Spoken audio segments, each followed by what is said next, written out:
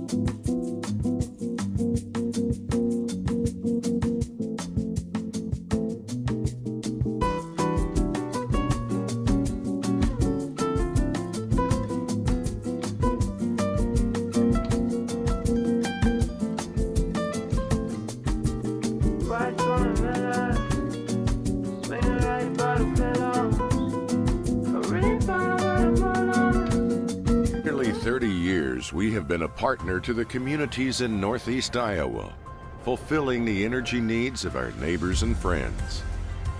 A good partner knows your business and understands your needs. Providing the highest level of service possible is our mission. Our customers count on us to reliably and safely deliver the fuel products they need to keep their productivity high whenever the need arises. We are continuously improving our capabilities by adding storage, improving the fleet, or utilizing new technology. We've put together a well-rounded team of specialists who welcome the opportunity to answer your questions and assist your plans. These efforts result in a better experience for our customers. At Johnson Oil, we're in business to be partners in your success.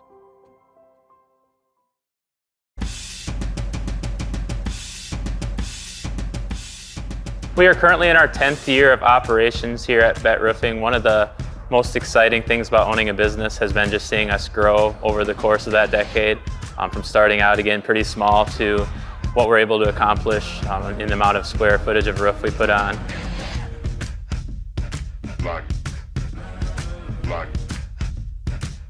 So this year will be our first year of being full-time roofing.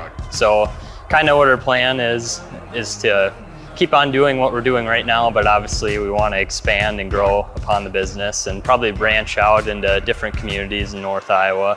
One of the things that we really pride ourselves on at BET Roofing is the people that sell you your roof, the people that give you estimates, are the ones that actually are on the job site every single day, putting shingles on your roof, looking over projects, and just making sure that things are held to the highest quality that you would expect for your home.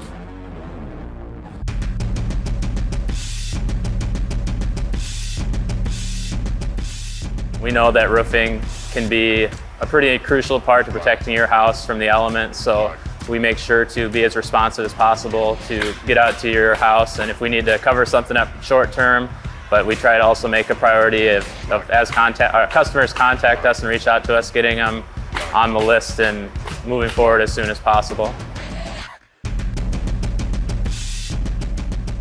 I enjoy the manual labor of it. Some people don't enjoy that, but I'm one of those people that do, and I enjoy the work. It's very fulfilling, and you get to see what you accomplished every day, and working with the people is probably one of the biggest things that I enjoy too. It's fun to seeing people satisfied with the work you do. One of my favorite parts about roofing is seeing the physical progress you make on the job site each day. You get a lot of satisfaction from driving by properties you've done in the past and seeing what you've done and being proud of what you're able to accomplish. Definitely is a lot of hard work, but it's definitely worth it in the end as well.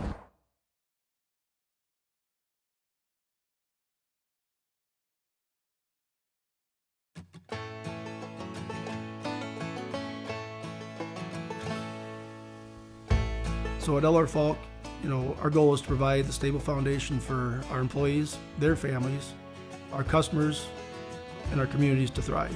Try our best to do that every day. Throughout the history of our company, one thing that really sets us apart is we still are a family-owned business. LR Falk was the company and still is the company.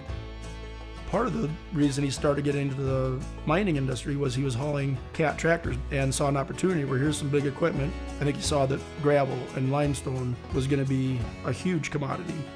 I think one thing that probably LR had to his advantage was the way he treated people, the hard work that it was. You weren't going to get people to do that unless they trusted you. And I don't think he ever wavered from his core values, his own, which I think were the same as ours. His family came first, honesty and quality, and do it with flair, but also knowing that he needed to keep growing and keep learning. LR and Dave, were hard workers, obviously good businessmen, treated their employees well. You've got to produce a good product and be honest how you treat your customers, and I guess that's kind of the main thing. Things that I try and do is just like them, different than them, but the same ideas, to be financially strong. We need to have that foundation for things to happen. And I think that's really what I'm so proud of, is that we have stood the test of time through a lot of different things, a lot of different innovations. Keeping the equipment modern, even just trying new innovations in the crushing world. Ag Lime, that's a place where we probably have one of our biggest partnerships between the ag community and ourselves to provide a quality product and also haul it and spread it. LR Falk Construction Company creates products that everybody uses in their everyday life, whether they know it or not. Whether it's a road, a basement, a sandbox. We want to be hands-on owner-operators. And I think that's important for the employees too, is there's not an employee here that, that I wouldn't do their job if I could.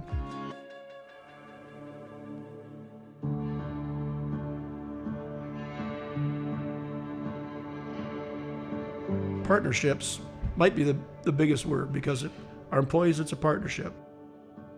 Our customers, it's a partnership. Our communities, we feel, is a partnership. The dealers, the salespeople, the mechanics that come on site, it's a partnership, and we're working together to keep this going. You have to be thinking 2 weeks, 2 years, 20 years down the road, because I don't think that LR Falk Construction has ever just said, hey, we're good enough. We're still running the business the way LR wanted us to run it. Quality, products, and service can't take a back seat. For 100 years, we've been there for who needs us.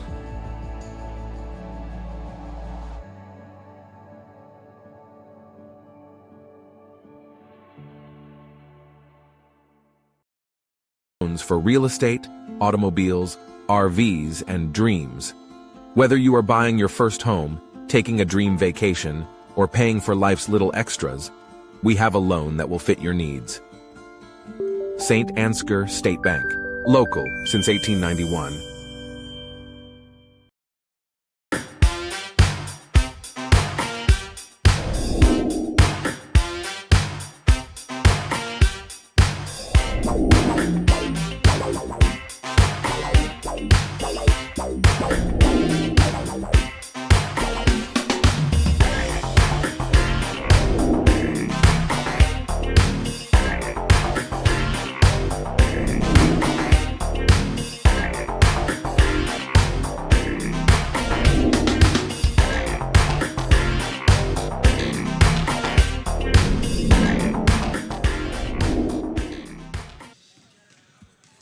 All right, ladies and gentlemen, welcome to Saint Ansgar, Iowa. Got some JV girls basketball action queued up for you. My name is Duke. Y'all probably know me not by now. And to my right, I've got Slam and Sammy running the camera, helping me out. It's just the two of us in the booth here tonight. How you doing, Sammy? Good. Yeah. Have a good day? Yeah. Saw you're at piano lessons a little bit earlier. How'd that go? Pretty well. Pretty well? Pretty well. Tickling the ivories. Doing your best impression of, I can't even think of a piano player off the top of my head, but that's all right because it's basketball time. Yep. We got the, I guess we'll just have Glenn tell us what's going on. Non-conference basketball contest between our visitors, the Crestwood Cadets, and our own Saint Ansgar Saints.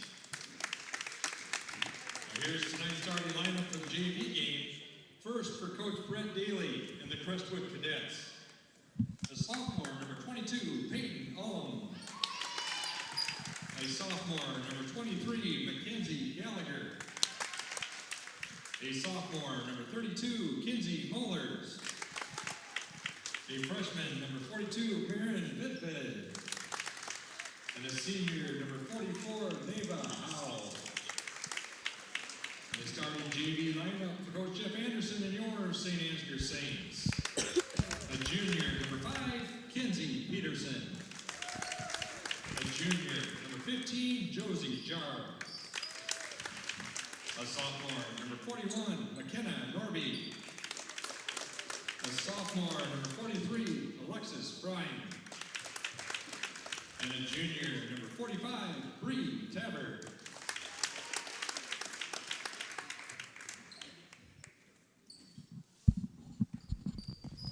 Do you remember them ever doing JV starter lineups? I'm usually like finishing up work and heading over here, so I usually miss the first part of it. I don't think they ever do that. Maybe it's a custom for Cresco or something. Well, I don't know. There's no JV boys tonight. They are on the road. We decided to split up, evidently, the schedule makers, the powers that be. Girls will be here tonight, and the boys will be in Crestwood. As the tip gets underway and is won to the Cadets. Layup doesn't go. Rebound inside. Tipped around. I can already tell what type of game this is going to be. All right. Looks like Crestwood's crashing the boards hard. And our Saints girls giving up lots of opportunities inside. And there's another one. Still doesn't go. And it'll stay here. So as we were saying, just the girls tonight, as the boys are on the road. And we would be streaming the boys' game tonight, but Crestwood has their own stream. And so I guess the game will be on there if you can find it. I'm not sure how to find it. But it's just the girls here tonight for the Saints. As we get the turnover, Norby drives in, banks it in for 2. Thought we were going to get another missing offensive rebound right there. Got to get back, though, and number 42 for the Cadets, that's Marion Vitved. The freshman. Freshman puts it in. Not sure if I pronounced that right. Hope I did. And if anybody from Crestwood, chime in, you guys can help us out. Yeah. Off the backboard. That was Bree Tabbert on the attempt.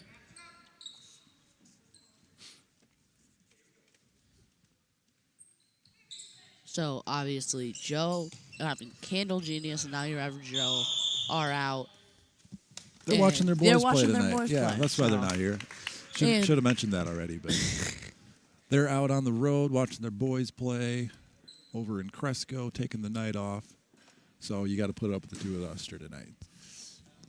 Timeout. Somebody. Is there a JV game? For boys? Yeah.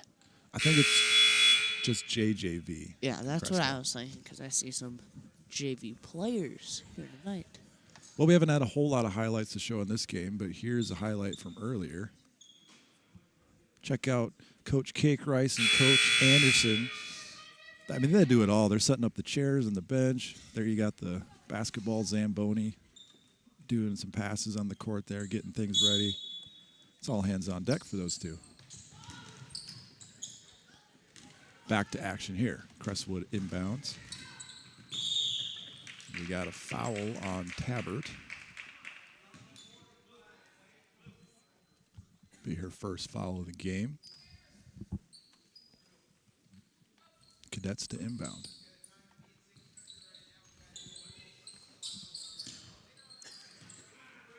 Oh. Working it inside are the Cadets. Got a jump ball. It Saints is will all take possession. Good play from Frine. Yep. Should just grab that ball and not let anybody else take it. Evidently getting the jump ball. Pass tipped away. Saints got to get it over. They do with 1 second to spare. Peterson finds Frine inside. Doesn't go. Ball's bouncing Scrambled around on the floor. Somebody's got to have it. Jump ball goes to the Cadets. Man. Game of struggling. I mean, with everybody. Just bodies are on the floor. Everything's... that might have been a double dribble. Oh.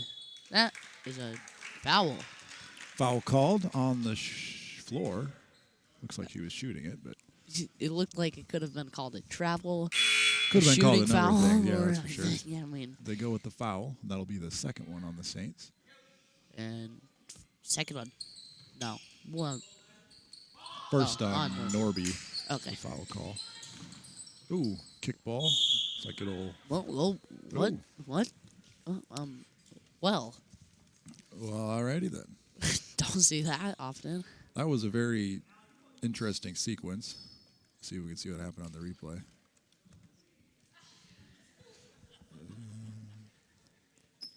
Looks like it dribbled off a foot. Oh, that was the right call. It went off a Saints foot that immediately ricocheted back to the Cadets player's foot. That was a mouthful. And then straight out of bounds. Peterson finds Frine inside, doesn't go. Rebound Falk, up and in. Could have been called an and one, but still got the bucket, which is nice for Saint Ansgar. Yep. Nice job by Peterson to get that offense started. That's 23 for 3. She's got it. Got it. Man, good shot from 23. You got the name? Gallagher, Mackenzie Gallagher. Gallagher. Good pass by Norby, finds Frine. Oh, what?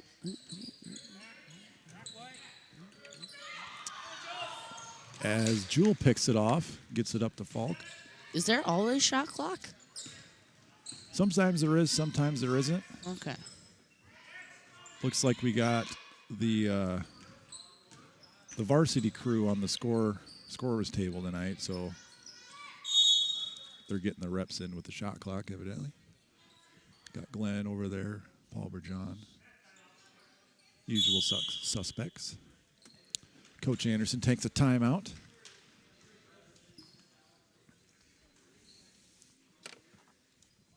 Saints are down by 1, 4 points to 5.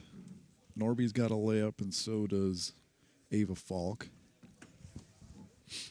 And the Cadets just made a three-pointer the last time down the floor. Speaking of broadcast, it seems like our game is getting broadcasted. We're on the news. Yeah. Get a shot of that over there. Well, maybe we're not on the news, but We're not, but I believe that would be a media colleague of ours. Is that what the term is? I mean, Someone in the industry? not. I don't know Yeah, who it is. someone in the industry. That sounds right. We'll go with that. Off a Crestwood foot, stays here. Okay. Kind of throws me for a loop. They're called Crestwood, which is very close to the town they're from, which is Cresco. You don't see a lot of these. You can't tell what. It seems like it's off of Saint, and then when you look more in depth to it, it's actually off Cadet. Yeah, some bang plays. Glad that we got this job and not the job of the ref who's got a... Oh, shot clock violation. Shot clock. Yep. I didn't notice that. Usually not a shot clock, so I mean it's kind of hard to notice it. Yeah, we don't see that too often. The JV level, probably not used to playing with that all the time. Maybe they are over in Crestwood.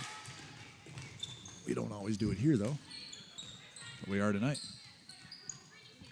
Cresco looking to set up the offense.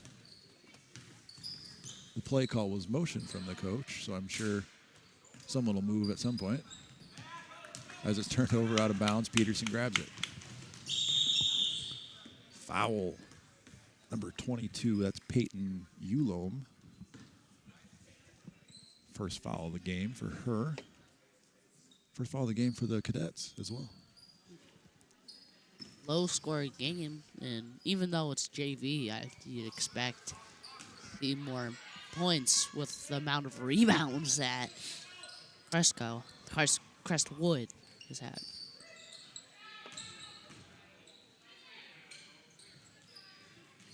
Fall gets it over to Peterson. She thinks about a Travels. three, but didn't keep her pivot foot set and turns the ball over, going the other way. That would have been a really good move if she had not taken a shot attempt. And she just might have tricked herself. I mean, she thought the shot was open and then realized there was a lane after she jumped and just... Yep, takes Anything. concentration, keep that pivot foot down. Yep. Jump shot is short, out of bounds, white ball. Half expecting them to call it Crestwood ball because it made That one was pretty, I think, pretty clear cut. evident. Yeah. Jewel to inbound. Gets it into Peterson in the corner. She's trapped immediately. And Crestwood takes the ball away. You want to say Cresco so bad.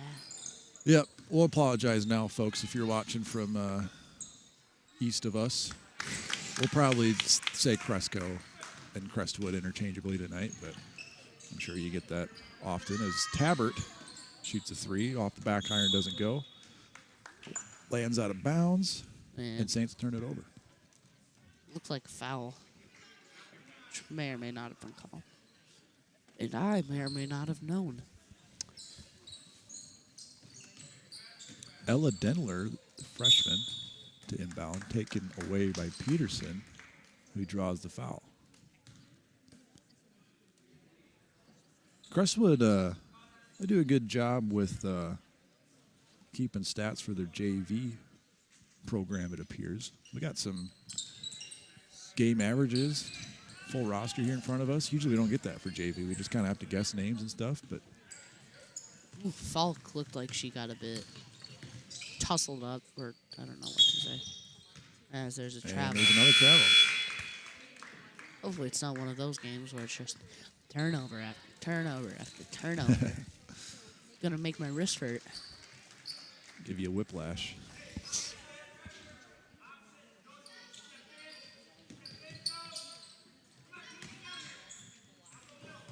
Saints break the press. Peterson looking to set up the offense.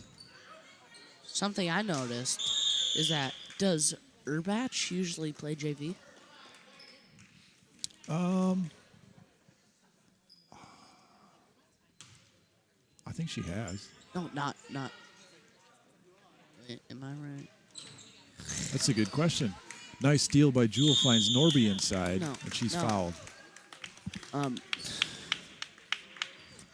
I cannot. Man.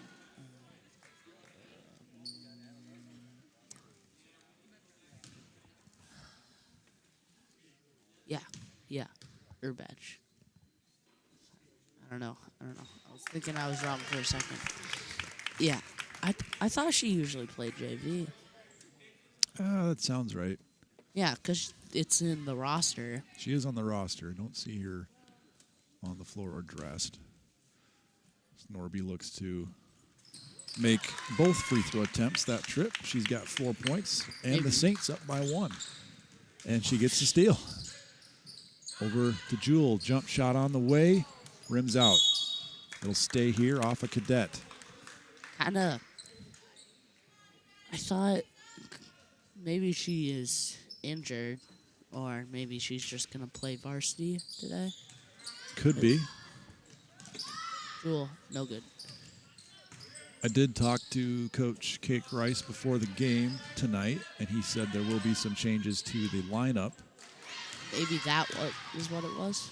Nevaeh Howe gets the block and the steal for the Cadets, but turned back over going to the Saints. As Sherrard and Damaris check in, Fryan and Peterson will take a breather. Norby's got it. She looks to break the press, gets it up to Tabbert.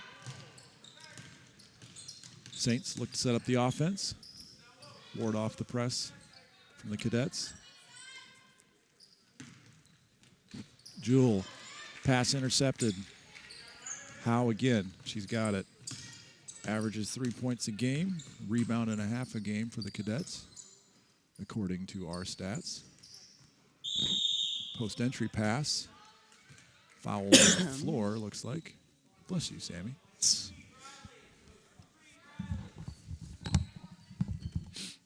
Kind of like a sneeze cough. I don't know what the term for that is. Peterson checks in for Norby. Saints clinging to a 1-point lead. Slavin gets it over to Ulom, who dribbles out of bounds and going back the other way. Good defense by Jewel there, not to give her anything easy.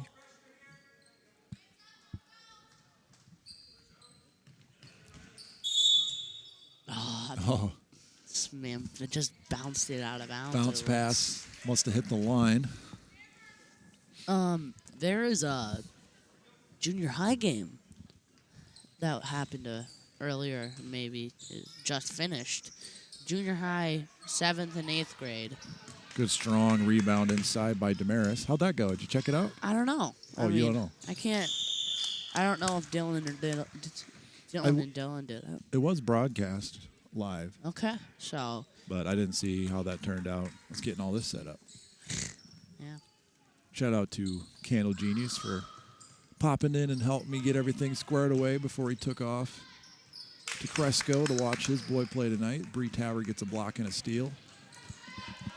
30 seconds left here in the first quarter as Peterson draws the foul. Bree with the blue block. Be the 4th team foul on the visitors. That was a pretty good. I mean, it wasn't. I don't know if you can call that a block because they like shot it into your hand. Well, it all counts the same. Damaris can't corral the inbound pass, and it goes back to Peterson, and she catches it out of bounds, and can't do that, obviously. So Saints will turn it over once more.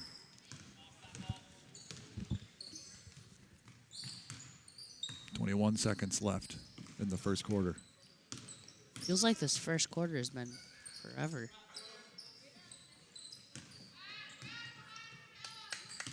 .10 seconds left. Peterson pokes it out. Crestwood gets the ball in the backcourt. 3 seconds to go. Going to need something quick here. Doesn't look like they're going to get it off. As the Saints take a 1-point lead into the first quarter break. And we'll take a quick break, too, here just to talk about giving butter. I am once again asking you to give butter. We like memes on this channel. Why not? Thanks, Bernie. Check out the QR code there on the right, or if you're not into that sort of thing, go to Saints, givebutter.com/SaintsFan, or you can just mail us your donation. Thanks again to everybody who has helped make this stream possible. Yeah, I mean, it's been kind of a wild ride, I'd say. How do you feel about it, Sammy? Saints TV? Yeah. From your first broadcast to now? I mean, started with baseball. Yep. For us being able to do this, translating to football, of course, having it translate all the way from baseball, where you just had to set up a camera, kind of, get the ads, and announce it, to being able to do football, where you had to operate the camera. For sure, yeah. Even basketball. It may maybe kind of like baseball with that, but it's, Yeah, and I think that the point you're getting at too is it seems like each season it gets a little bit better. Saints TV does, and we're able to do more stuff and do more fun things, and that's because of viewers like you guys out there that are watching, donating, subscribing, doing all that good stuff. So the more you give, the more better we can make this.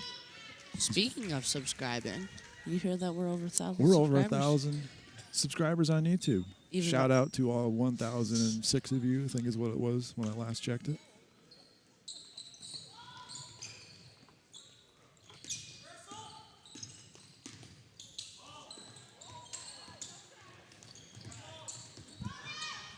Cadets. Nevaeh Howe drives into the lane, breaks the Saints press, and puts 2 on the board for the Cadets. How? It was how. Howie, maybe? Howie? Never know.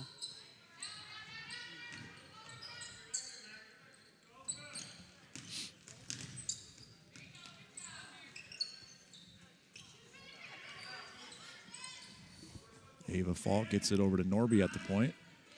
8 seconds on the shot clock. Jewel launches a 3, doesn't go. Rebounded by Gallagher. She clears it out for the Cadets. Gallagher, 5'9" sophomore, gets it over to Teeling, and she's fouled.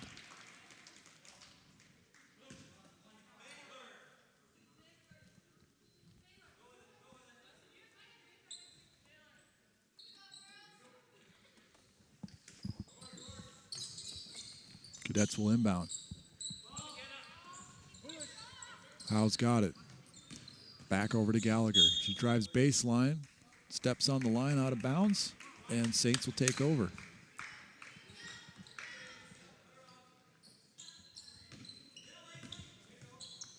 Norby gets it up to Falk.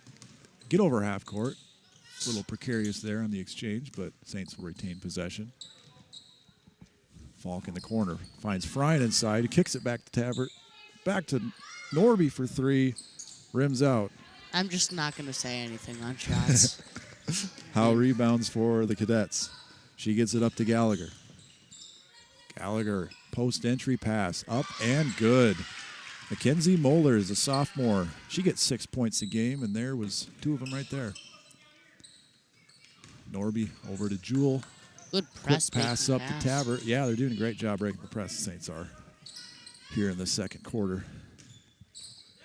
Tabbert's in the corner, gets it up to, back to Tabbert in the corner. She's hit on the hand. I believe that'll be a trip to the line for 3 attempts.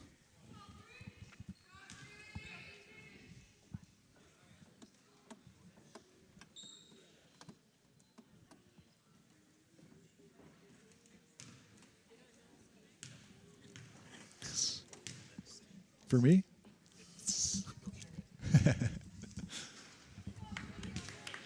Sammy getting some lunch money from his papa. Maybe it's a bit too late for lunch. Supper money. Dinner money. Gesundheit. You coming down to something there, Sammy?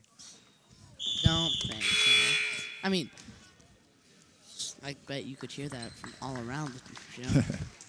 Well, we got a full timeout here for a minute, so I think we should take a quick break, and we'll be right back in a minute. Don't go anywhere, folks. This broadcast is brought to you in part by Box K Beef, premium wholesale beef. From our place to your plate. For all your electrical needs, contact the boys at Al's Electric in Saint Ansgar, Iowa. Proud supporters of Saints Athletics.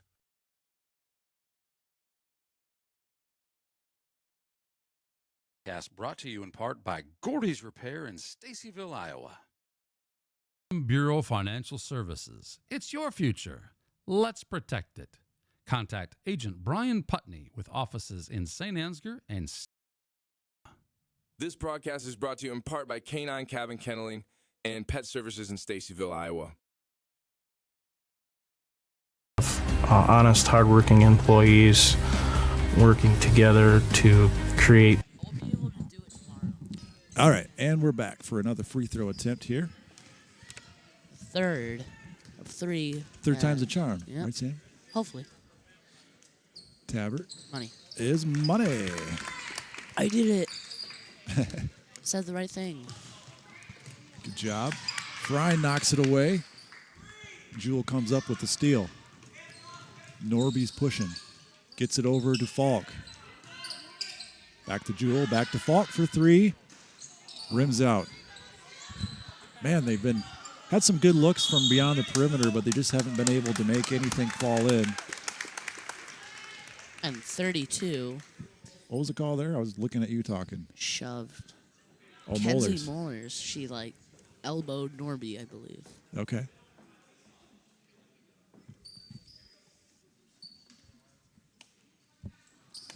So the Saints will take over after that foul call. Jewel gets it over to Falk. Tabbert in the corner. They're working it around the perimeter. Norby from the right wing. To Tabbert in the corner. She's trapped. Cross-court pass to Falk for 3.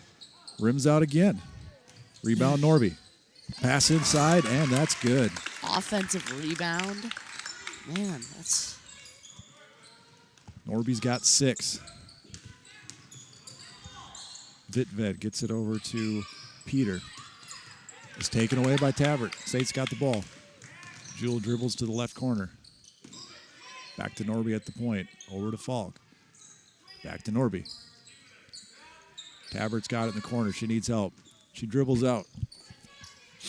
A little congested. Errant pass goes over and back, but Gallagher's got it for an easy layup for the Cadets. It's kind of going to be awkward having the girls' varsity game right after this. Yeah, that'll feel a little different. Not used to seeing that. Nope, not used to seeing the girls' game at... What would it be at? 7:30 maybe? Yeah. I'm not sure what protocol is for overtime in this JV event.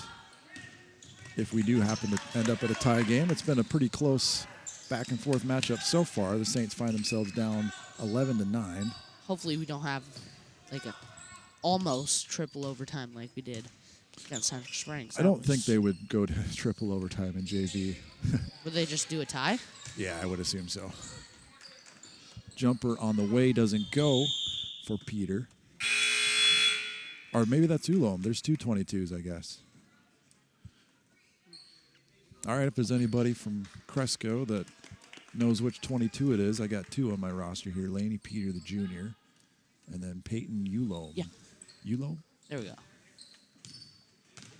Yeah, we just got a comment from, I'm not even going to try to pronounce it because I'm probably going to mess it up somehow, even though it seems like an easy last name to pronounce.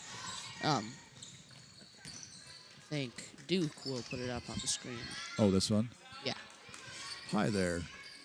Whoop, covering up the that's action. You, right? Can you see it? Pass inside. No. Well, basically, somebody from Cresco said that even there are not usually starting lineups. Oh, from the beginning of the game. Yeah. Well, yeah. Don't usually do that in JV. Not even in Cresco. So it's abnormal. Special treat tonight. Vitved, I believe, put that last bucket in for the Cadets. Inbound pass to Gallagher. This second quarter seems like it's flown by compared to the first. Yeah, things are speeding up a little bit. As Gallagher draws the foul. That is on Frine.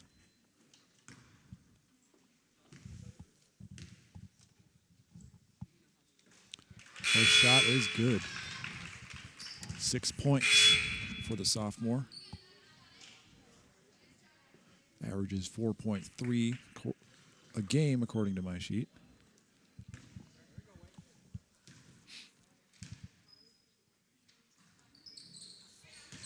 And both free throws are good. The Saints are now down 6 points to their visitors.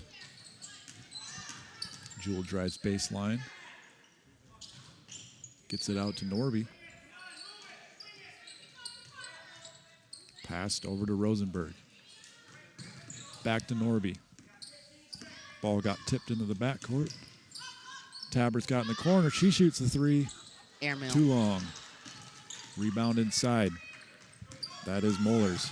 She gets it over to Gallagher. Tightrope Over to sideline Ulom. right there. Swings it to the corner. Howe's got it. Passes it inside. Kicks out to Gallagher. Back to Howe. Dribbles baseline. She is fouled on the shot or out of bounds.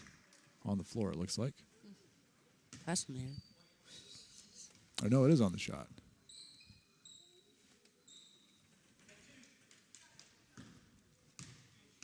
Thought I saw the referee point at the baseline, but perhaps my eyes deceived me. Is Howe no good on the first attempt?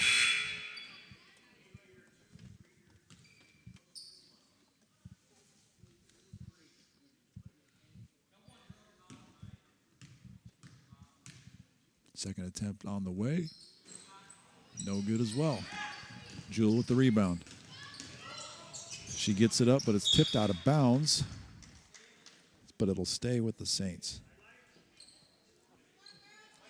White to inbound. How many turnovers have there been? I wasn't counting, but if I was, I still would have lost count, I think. I mean, plenty of them. Both teams are just taking the ball away from each other, it seems. As Howe gets another steal for the Cadets. Passes it off to Ulom, and she misses the layup inside. And we got another foul underneath. Oh. White ball out of bounds is the call. Man, crazy calls. I mean, well, not bad calls, but it's just confusing. You don't know what they're calling at what time. Seems like it could go either way. Could have been out of bounds. Could have been a foul call. You know? Saints bring it up, look to set up the offense. Trying to get that baseline runner open for a corner three is kind of the offense for the Saints thus far. As Damaris picks up the foul. Briley Slavin, the freshman, took the ball away and drew that foul. Mollers inbounds. Taken away by Damaris. And then Slavin picks up the foul. Now they're even, right? They both fouled each other. Both took the ball away from each other. I'd say. Hopefully this is not a sign to come for the Saints. This is going to be what's happening in the varsity game. I have a feeling that they could, if they will, come back from that. Kind of. Sammy's already predicting a comeback for the Saints tonight. Well, not comeback, but they'll have a better game. Jewel for three doesn't go. From the game that they were down at 20 at one point. Well, we can talk about the varsity game when we get to the varsity game. Sure. As Mollers at the buzzer, just about, lays it in for two and extends that Crestwood lead to 17-9 at the half. We'll take a break here and come back in 5. I don't know. We'll be back. Agronomy, we embrace a holistic approach to crop production, focusing on soil, seed, and plant health. K2 Agronomy, helping our customers to achieve the maximum return on their investment.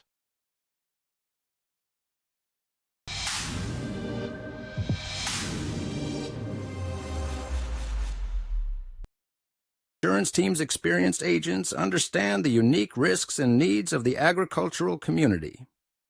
They offer competitive rates and comprehensive coverage to protect your farm, equipment, crops, and livestock. Choose Focus Insurance for reliable service, market expertise, and peace of mind.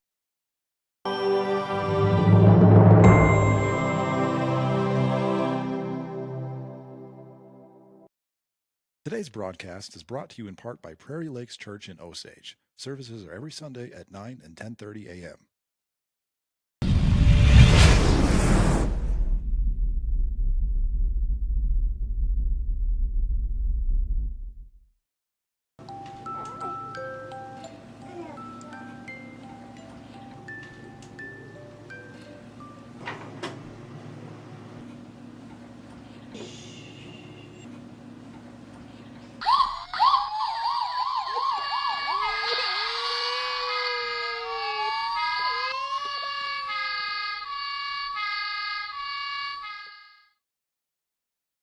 You're looking for a great place to watch the game? Try CB Brandt's Pub and Grill in Saint Ansgar.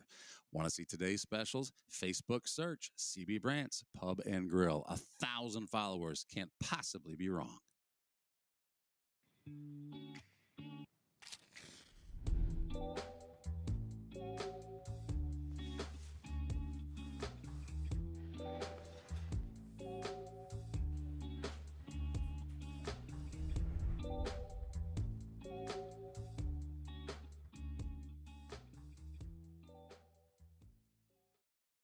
Whether for work or for play, having a driver's license is pure freedom. Saints Driving School offers year-round driver's education classes. Why would you wait? Call 641-420-3594 today. And doers. And the right skills can turn dreams into reality. We partner with businesses and universities to get you to the next level, leading the way with intention and purpose. So when you graduate, your dream becomes your reality. We educate, we partner, we lead, so you can dream big. North Iowa Area Community College. Honest, hardworking employees working together to create the best product and get it to our customers in the most time-efficient manner to keep the ag industry moving.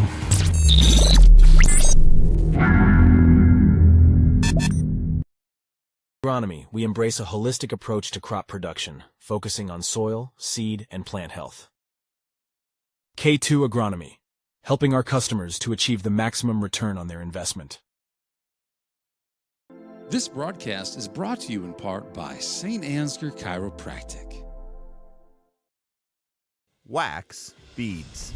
The foundation of better candle making is built on cleaner burning, soy-based candle wax.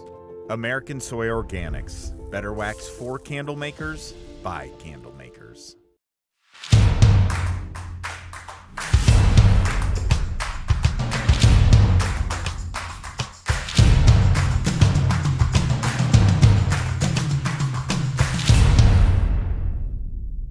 Leaving your crops unprotected from droughts, floods, hailstorms, and pests can leave a farmer at serious risk of losing their equipment and their land, putting their family's future at risk. Beeland Ag Risk Services, your partner in crop insurance.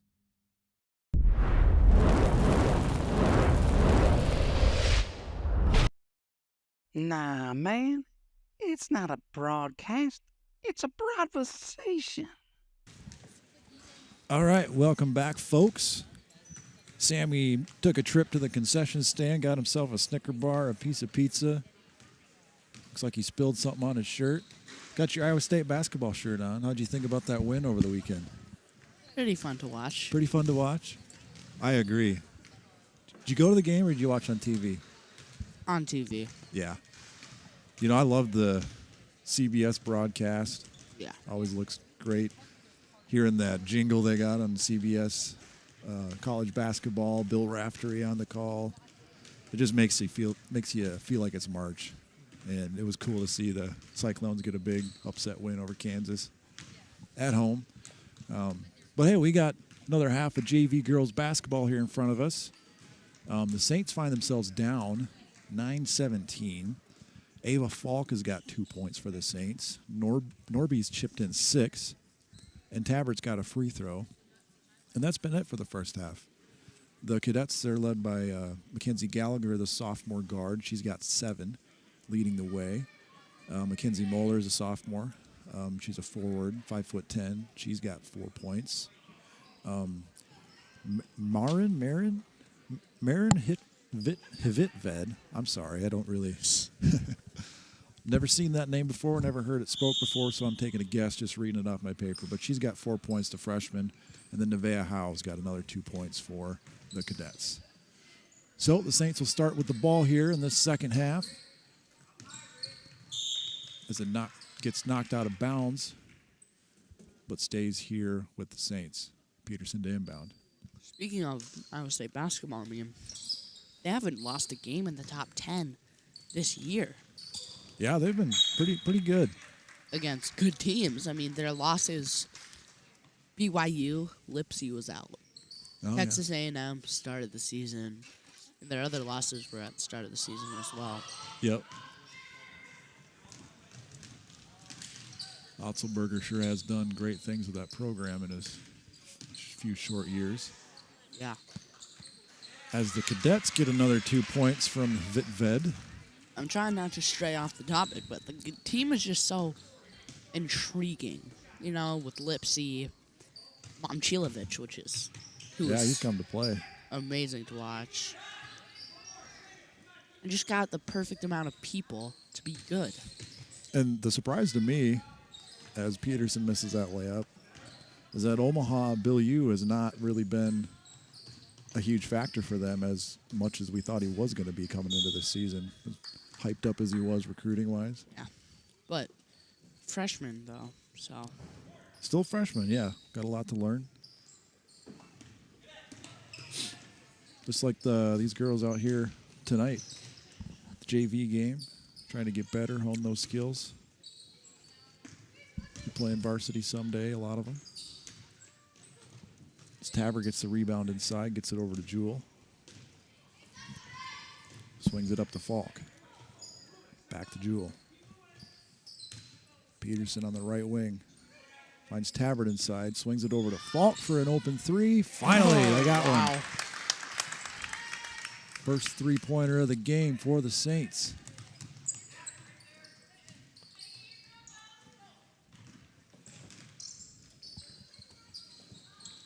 Number 22 for Cresco doesn't go. That is Ulom, I believe.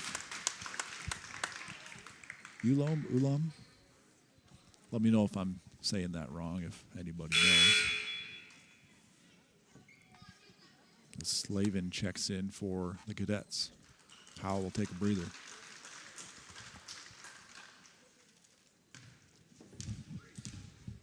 How's the pizza? Good. Good. Sammy got a slice of paradise in one hand. Paradise pizza, that is. Running the camera with the other. Spitting facts about Cyclones basketball. He's got his hands full. I mean, Iowa State is all over the place. We have Audie Crooks playing amazing at Iowa State. Yeah, she's doing pretty good. With the Saints girls team, lost to, and no, to make it to state, I think. Oh, yeah. Bishop Garrigan, right? Yeah. Garrigan, and it's how we almost won that game against a player that's dominating in the Big 12 women's basketball, which is no slouch to play in. Yeah. And got Purdy playing good, Bruce Hall's playing good. It's just fun. It's a joy to watch people from here. Bruce Hall's not playing right now in the playoffs. The Jets have been on the golf course. Montgomery had a pretty good game last night for the Lions. Yeah. Lots of people forgot he was from Iowa State. Oh, yeah. He was the guy before Brees Hall. Yep. Saints got the ball now. Peterson swings it over to Jewel. Back to Peterson, back to Falk for three. She made one there earlier, and that one rims in as well. Nice shot. Nice ball movement by the Saints. They've got the lead down to 4 now. It's 15-19. Crestwood has the ball and the lead. Zulom looks to set up the offense. She drives in almost to the lane, kicks it out. Back to Ulom. Gallagher, nice cut, nice find. Misses the shot, tipped around underneath, and it'll stay with the Cadets. Oh. Norby checks back into the game. That was weird. Fascinating, we'll say. And right away, Norby comes up with a steal, and she gets it stolen away. Jump ball. It's kind of a funny sequence. Kind of like a cartoon, almost. Norby was laughing about it. Check that out here. It's my ball. No, it's my ball. My ball. Kind of puts her hands to the sky, claps at herself. As Falk steals it away. Too far into the hoop to make a shot. Kicks it out to Norby. The Saints will set up the offense. Good hustle by Falk. All tipped out at the front court. That Norby reels it in. basketball does not know. Norby drives in. That basketball does not know which team it wants to win. I mean, it's just. I don't know how to describe it. Norby. It's good on her first 2 free throw attempts earlier. She makes her third. 3 for 3 from the line so far. 30-second timeout by the Cadets. Let's go back, take a look at some of those 3-point. Wait, this is, well, that's from earlier in the game. That was a Norby layup. Here we go. 3-pointers from Falk. She got 2 of them. First one. And this is a new clip, but it looks the exact same. Same spot, same result. Rattled around a little bit instead of swishing like the first one. But hey, they both count for 3. Yep. Doesn't matter how it goes in as long as it goes in, right? I think those are the only 2 threes she's made all year.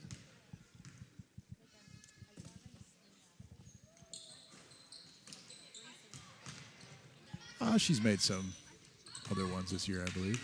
Okay. Maybe I don't I'm know. wrong. Maybe the first back-to-back 3 she's hit. That could be. Fancy Norby's pass. 1 free throw gets the Saints within 3 points of the Cadets. 3. Peterson rebounds. Nice pass inside by Falk as Bree Tabbert is fouled going up for the shot, and she'll take another trip to the line. She went 1 for 3 her last attempt as she was fouled on a 3-point shot. She's got 2 shots here. First one will go out. First one is good. Yes. Sammy doing his patented reverse psychology jinx there. Usually isn't reverse psychology. Usually It's about 50-50, I'd say. Second one is good. 3 points for the junior. Whenever I want it to say it's going to go the Saints' way, it doesn't. Peterson gets the steal. Misses on the layup attempt. Rebound underneath. And then she draws the foul. I feel like it's kind of, when I say it's going to go to Saints' way, like, let's say, like, Falk splashes the 3, will splash the 3. It doesn't go in. Well, when I say it the opposite, it tends to go in. It's just confusing. Falk inbounds to Frine in the corner. Back up to Norby. Swings it over to Falk again for 3. Oh! She's got it. Heating up.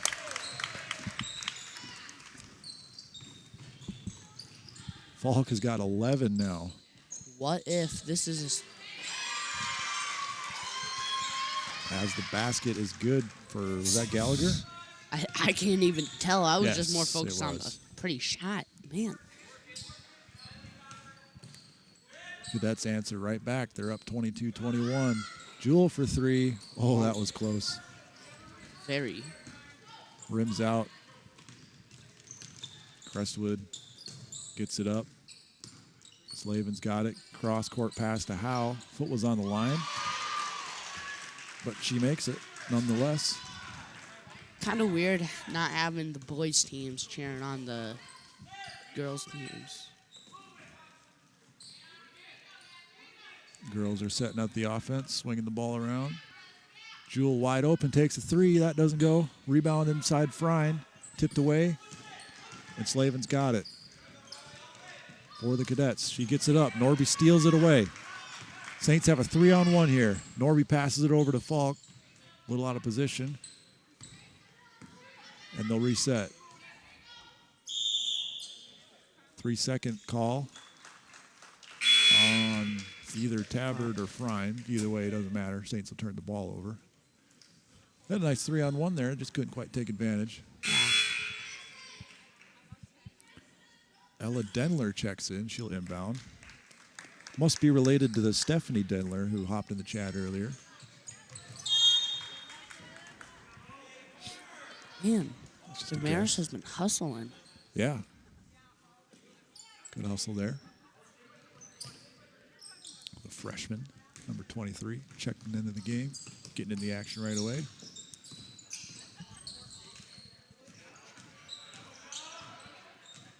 Howell dribbles down to the corner. Entry pass into Vitfed and travel.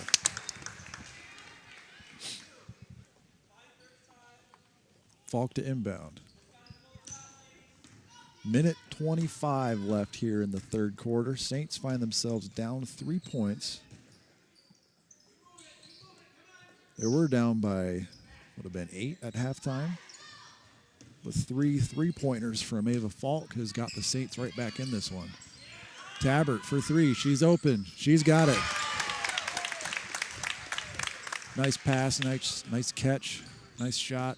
Almost feels like the gym's empty without the boys' teams. Rebound inside by Gallagher and one. Drove into the lane, put up a layup, didn't go, got her own rebound. Fouled on the way up, and she's got a shot at a 3-point play here. That'll help me for Crestwood. Yep, was a tie ball game.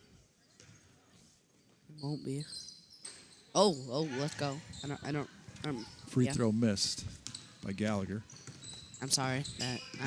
I'm a bit biased towards what team I'm cheering for. Well, we are Saints TV. It is in the name, so I would hope we're forgiven for that, maybe. I don't think I've ever asked this question. You did go to school at Saint Ansgar, correct? I did. Yeah, so. Class of 2013. Nice. The year after I was born. Oh, boy. Making me feel old, Sammy.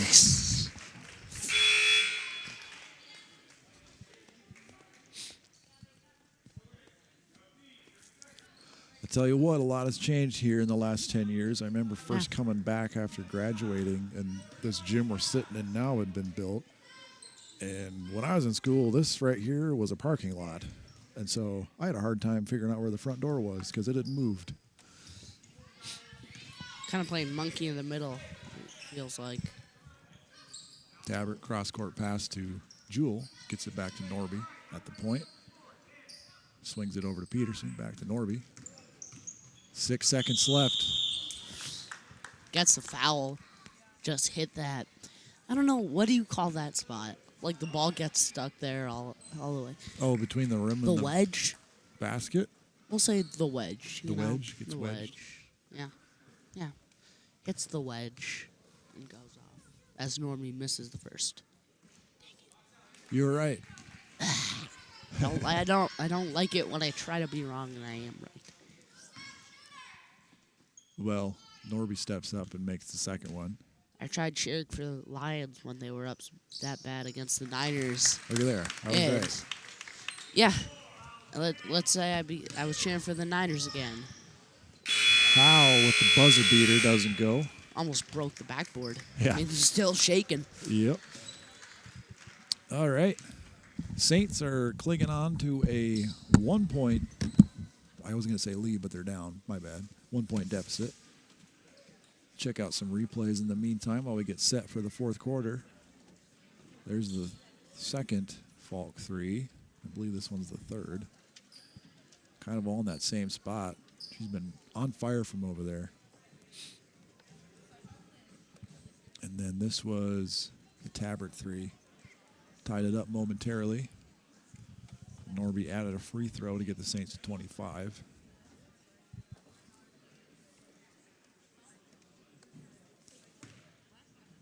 And that's where we're at.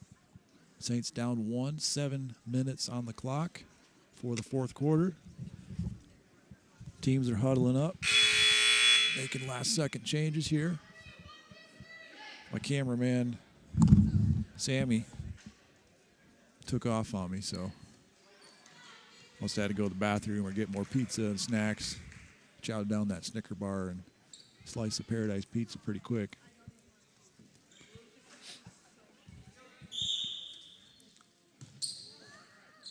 as we're underway here in the fourth quarter. Jewel gets it to Falk in the corner. Back to Jewel.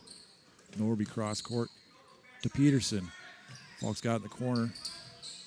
No room to shoot, though. She's had the hot hand in this game. There she's got a three. It's short. Rebounded underneath by Peterson. Gets it over to Jewel, who's fouled on the shot attempt, and she will go to the free throw line for a chance to first tie it and then take the lead if she makes both.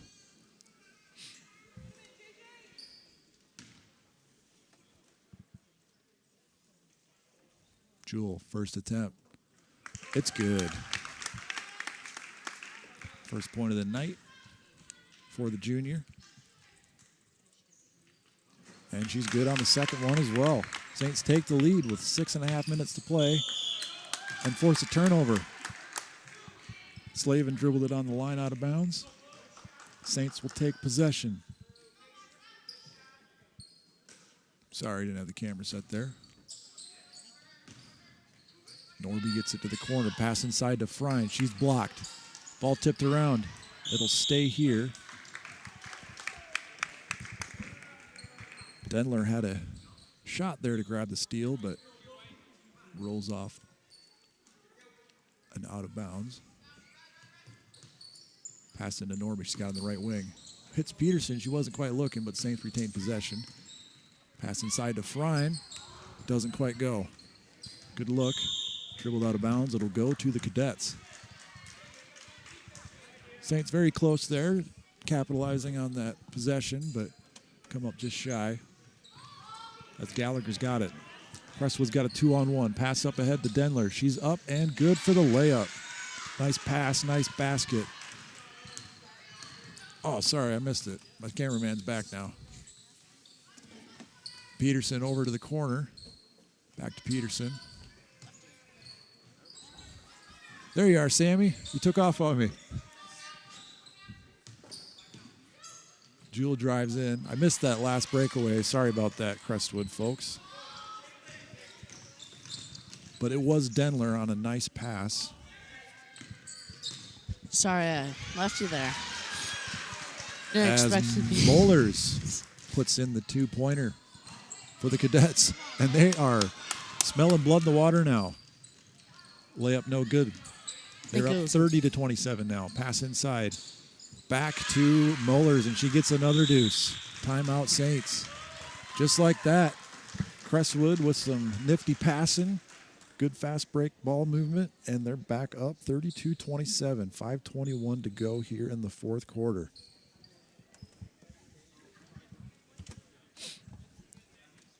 I think we'll take a quick commercial break, and we'll be back here.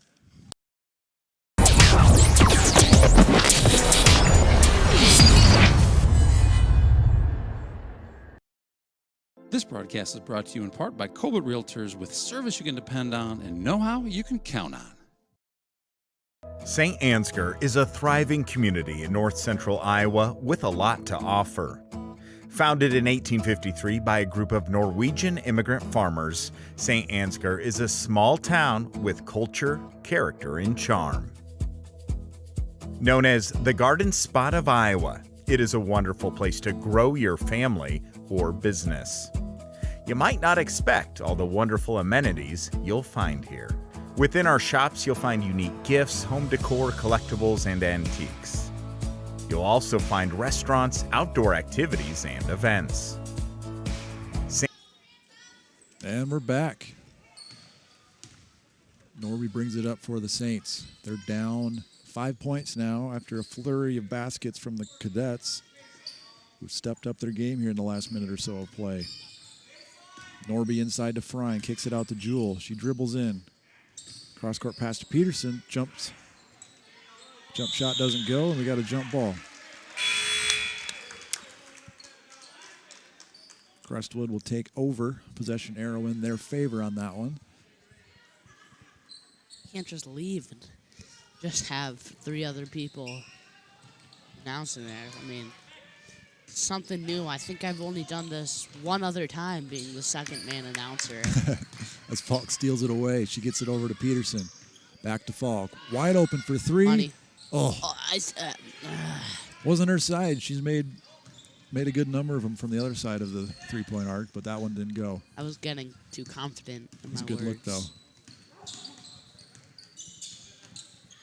Pass inside to Vitfred. And we got a foul underneath.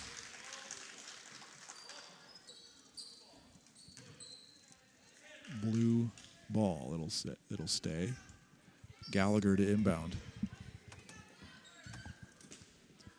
I first thought that once you hit 1,000 subscribers, you got a play button, but it's actually 10,000 subscribers. Oh, is it? Yeah. Rebound underneath by Gallagher. Crisscross pass. Inside. Nice bullet pass. Layup doesn't go, though, for the Cadets. It's a good find by Slavin. As Norby clears it out. Pass over to Falk. That's her spot. Yes, it is. Nice. Nice basket. Saints are back within 2. 4 minutes to play. Gallagher gets it. Oh, cross-court pass. Goes out of bounds. Ulom trying to find Slavin. Can't connect. Saints will take over once again. 2-point deficit. 3:55 left here in the fourth. It's kind of been a back-and-forth game. Yeah, I mean, 30-32, Saints have had the lead.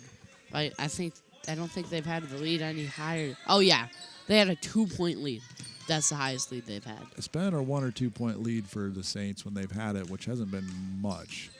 The Cadets took an 8-point lead into the half, and then they stretched that lead out to 5 here just a little bit ago. Very aware of Falk's shooting ability are the Cadets now as Peterson hits a dead spot in the back of the rim and it falls in. Hit the wedge. Hit the wedge. But it bounced in this time. But it just falls in. Somehow. I haven't seen anything like that. Yep.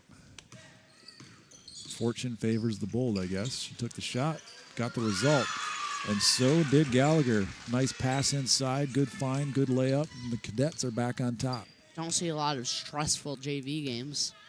3 minutes to play on this one. Falk kicks it to Tabbert, back to Norby, over to Peterson. She made it from there just the last possession. Back to Norby. Falk thinks about a 3.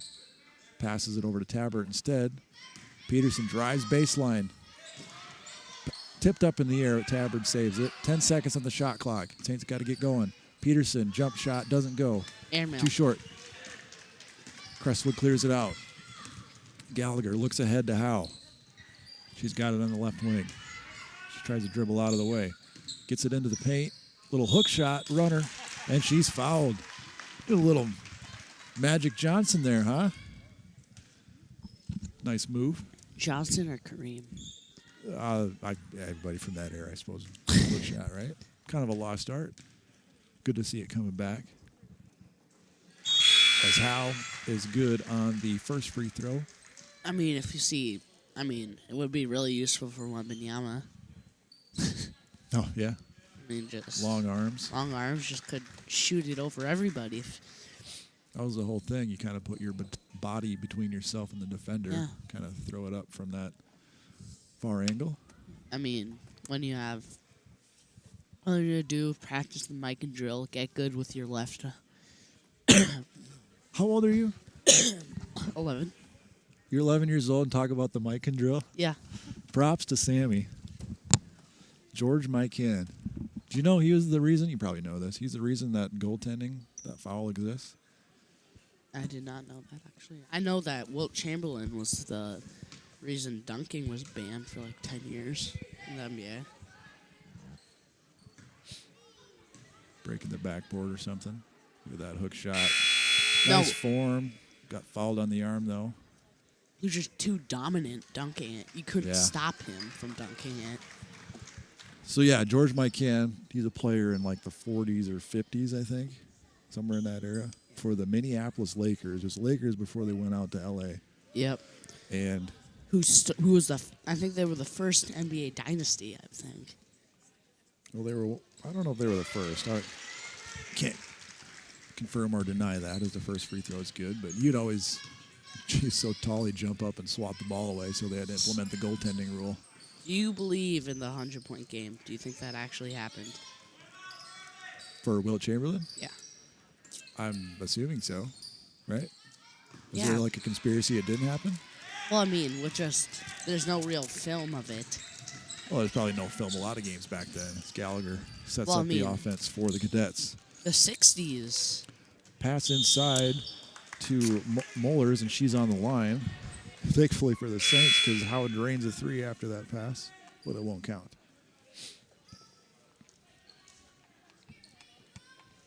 How did we start talking about Will Chamberlain again?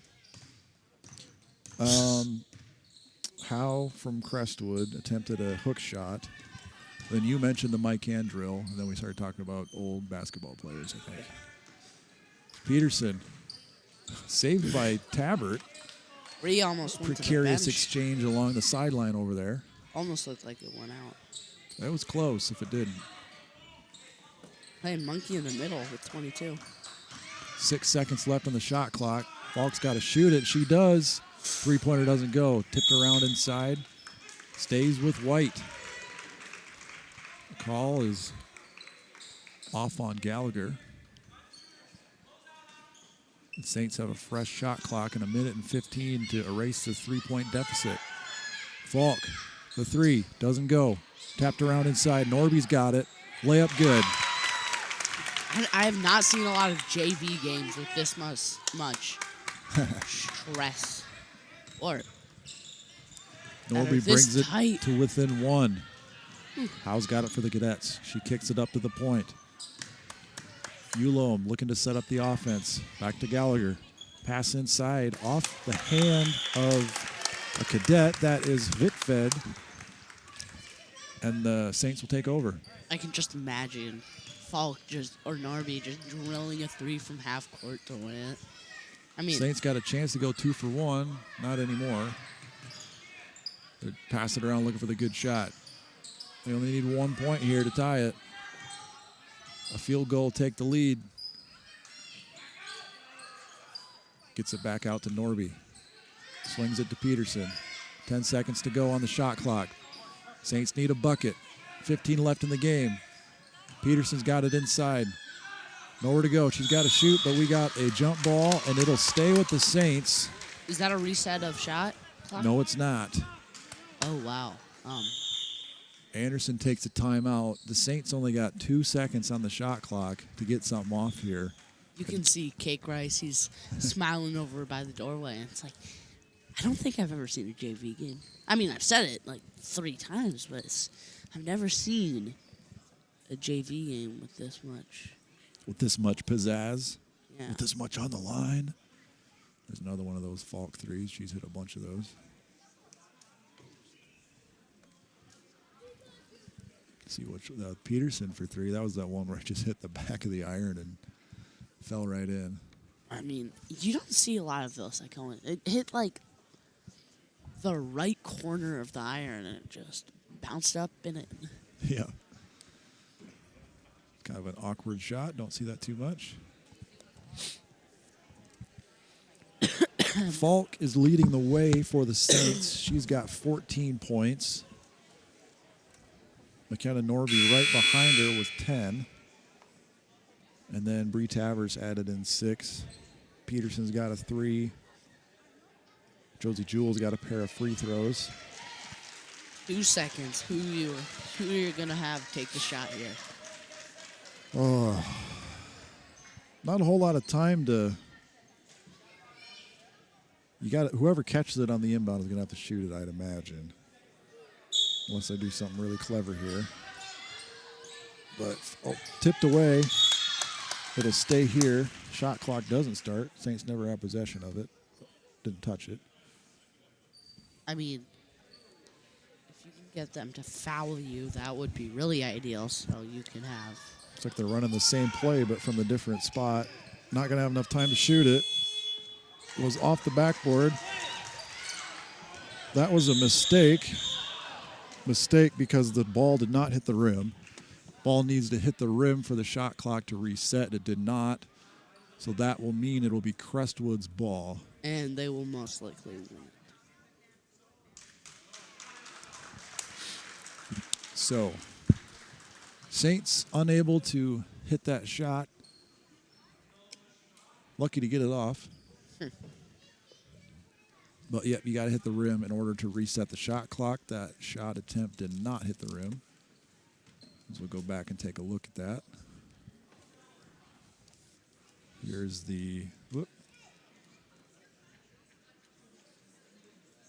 Oh, this is prior. I backed up too much. Sorry, folks.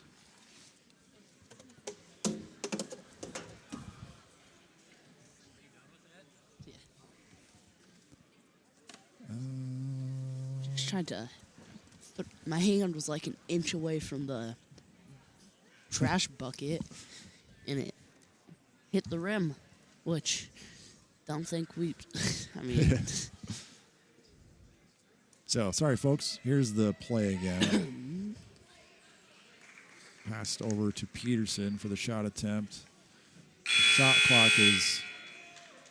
It blank. looked like it was about to bank in, but it just. But it hits the backboard and doesn't touch the rim, and it needs to touch the rim in order for the shot clock to reset. So therefore, that is a turnover. Do you think you just foul for fun here, just to try to get something to happen? Well, you need to foul 3 times, as the Cadets are doing a little bit of ring around the rosy. They're going to have to do something as Tabbert steals it away, and we got a jump ball. It'll stay with the Saints with 0.3 seconds on the clock. So I think there might be more than 3 seconds. It kind of appears like there should be 1. What? Oh, it stays with the Cadets. They really switched the arrow fast. And it goes out of bounds without the Cadets touching the ball, so no time comes off the clock.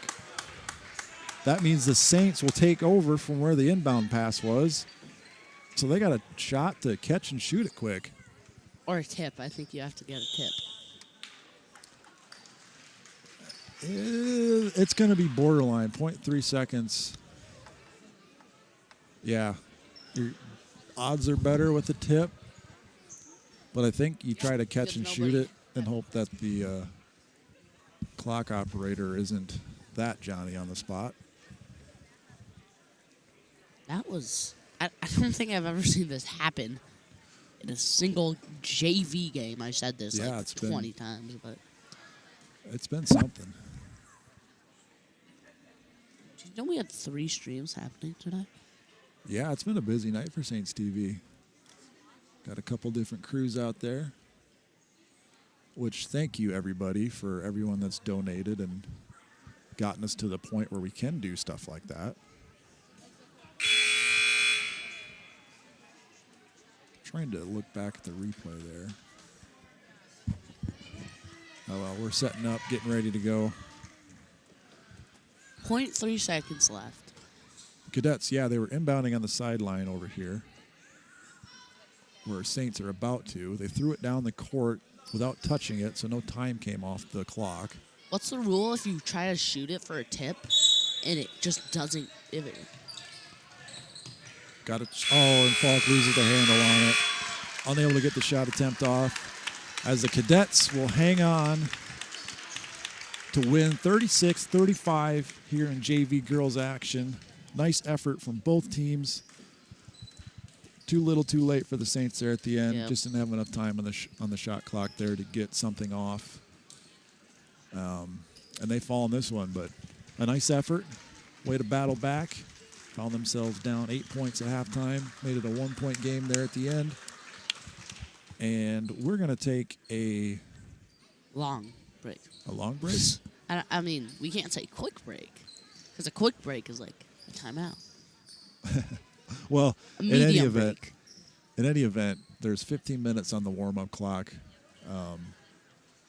The varsity girls will come out here momentarily, get their warm-up in, and then we'll be right into varsity action. So don't go anywhere. This stream's not going to change. I know sometimes if you watched the show before, you're used to us stopping the JV stream and then starting the varsity stream. But we're staying on one stream here tonight.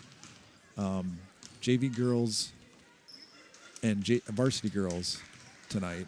If you missed us or just joining us, missed the beginning of the broadcast, the boys are on the road tonight over in Cresco, Iowa, taking on the Crestwood Cadets. And the girls teams are here in Saint Ansgar. So they split up the locations for tonight, and that's why you're watching just the girls tonight.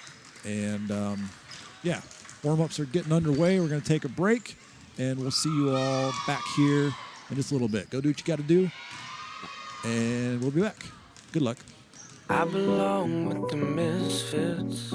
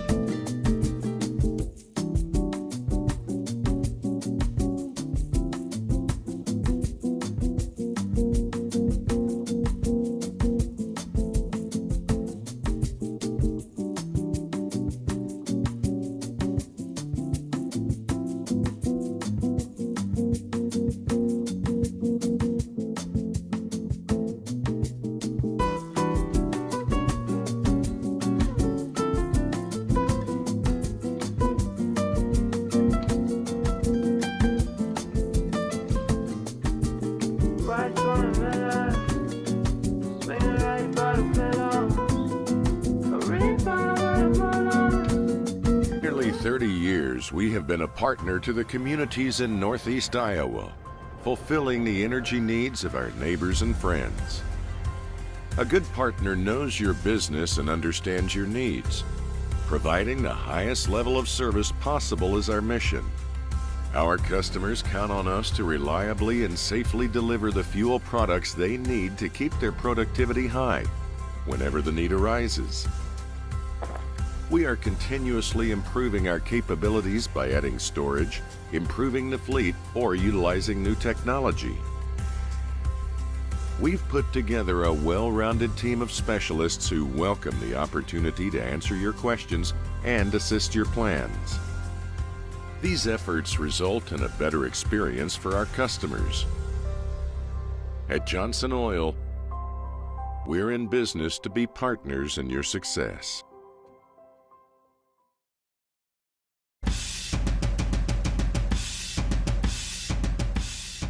We are currently in our 10th year of operations here at Bet Roofing. One of the most exciting things about owning a business has been just seeing us grow over the course of that decade, from starting out again pretty small to what we're able to accomplish in the amount of square footage of roof we put on.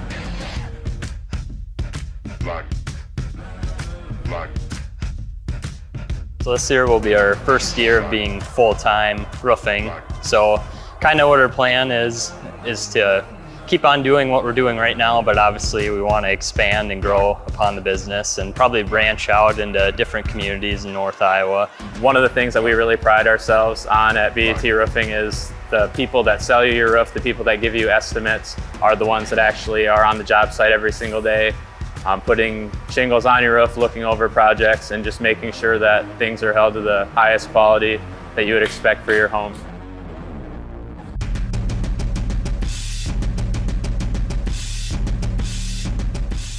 We know that roofing can be a pretty crucial part to protecting your house from the elements, so we make sure to be as responsive as possible to get out to your house, and if we need to cover something up short term, but we try to also make a priority of as our customers contact us and reach out to us, getting them on the list and moving forward as soon as possible. I enjoy the manual labor of it. Some people don't enjoy that, but I'm one of those people that do. And I enjoy the work. It's very fulfilling, and you get to see what you accomplished every day, and working with the people is probably one of the biggest things that I enjoy too. It's fun to seeing people satisfied with the work you do. One of my favorite parts about roofing is seeing the physical progress you make on the job site each day. You get a lot of satisfaction from driving by properties you've done in the past and seeing what you've done and being proud of what you're able to accomplish. Definitely is a lot of hard work, but it's definitely worth it in the end as well.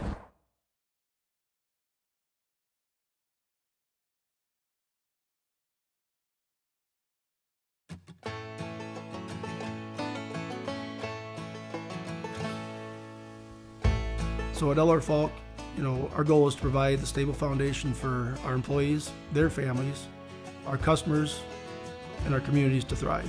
Try our best to do that every day. Throughout the history of our company, one thing that really sets us apart is we still are a family-owned business. LR Falk was the company and still is the company. Part of the reason he started getting into the mining industry was he was hauling cat tractors and saw an opportunity where here's some big equipment. I think he saw that gravel and limestone was going to be a huge commodity. I think one thing that probably LR had to his advantage was the way he treated people, the hard work that it was. You weren't going to get people to do that unless they trusted you. And I don't think he ever wavered from his core values, his own, which I think were the same as ours. His family came first.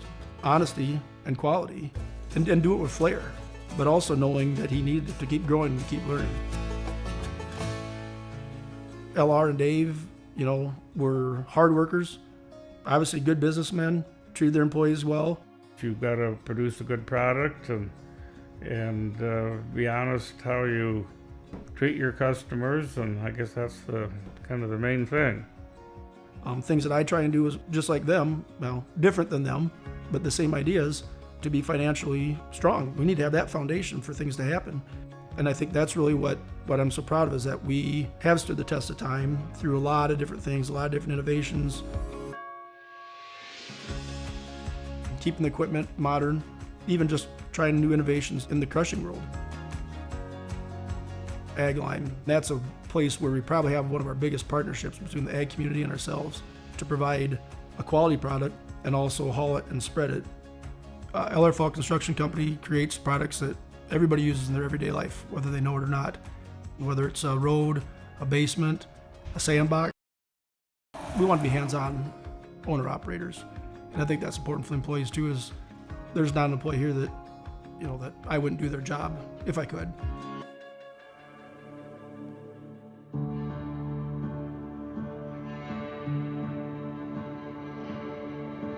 Partnerships might be the biggest word, because our employees, it's a partnership. Our customers, it's a partnership. Our communities, we feel, is a partnership. The dealers, the salespeople, the mechanics that come on site, it's a partnership, and we're working together to keep this going. You have to be thinking 2 weeks, 2 years, 20 years down the road, because I don't think that LR Falk Construction has ever just said, hey, we're good enough. We're still running the business the way LR wanted us to run it. Quality, products, and service can't take a back seat. For 100 years, we've been there for who needs us.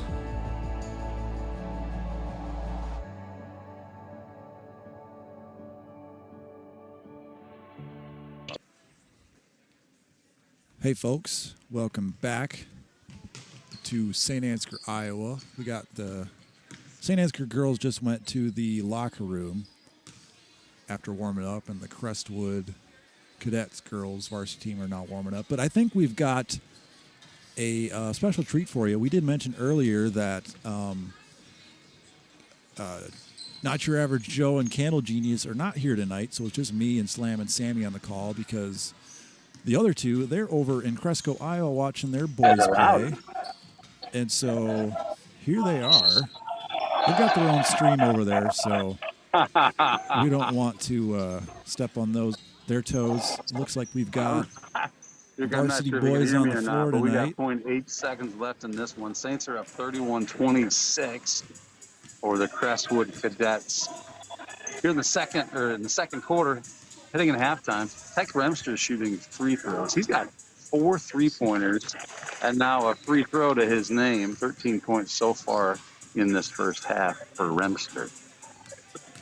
Can you hear me, Eric? Or? Okay. I don't know if you can hear me.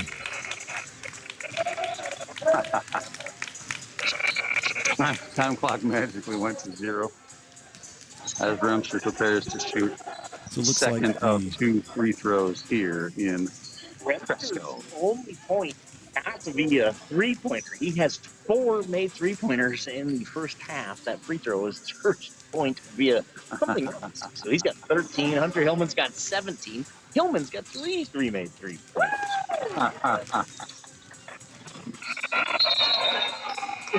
That's a block. Remster want to get in on the block action. If you notice, Tyke is making a fashion statement here. We'll have more news on that on Tuesday on the streams. Yeah, you don't want to miss it. That's tomorrow. We're going to have news on Remster's new hairdo. If you haven't seen Remster since Friday night's game, not only is his hair different, he had 4 points on Friday. He's got 15 here in the first half. Hillman with 17. Jace Sweesaw with 2. Saints are up 34-26 going into halftime here in Cresco.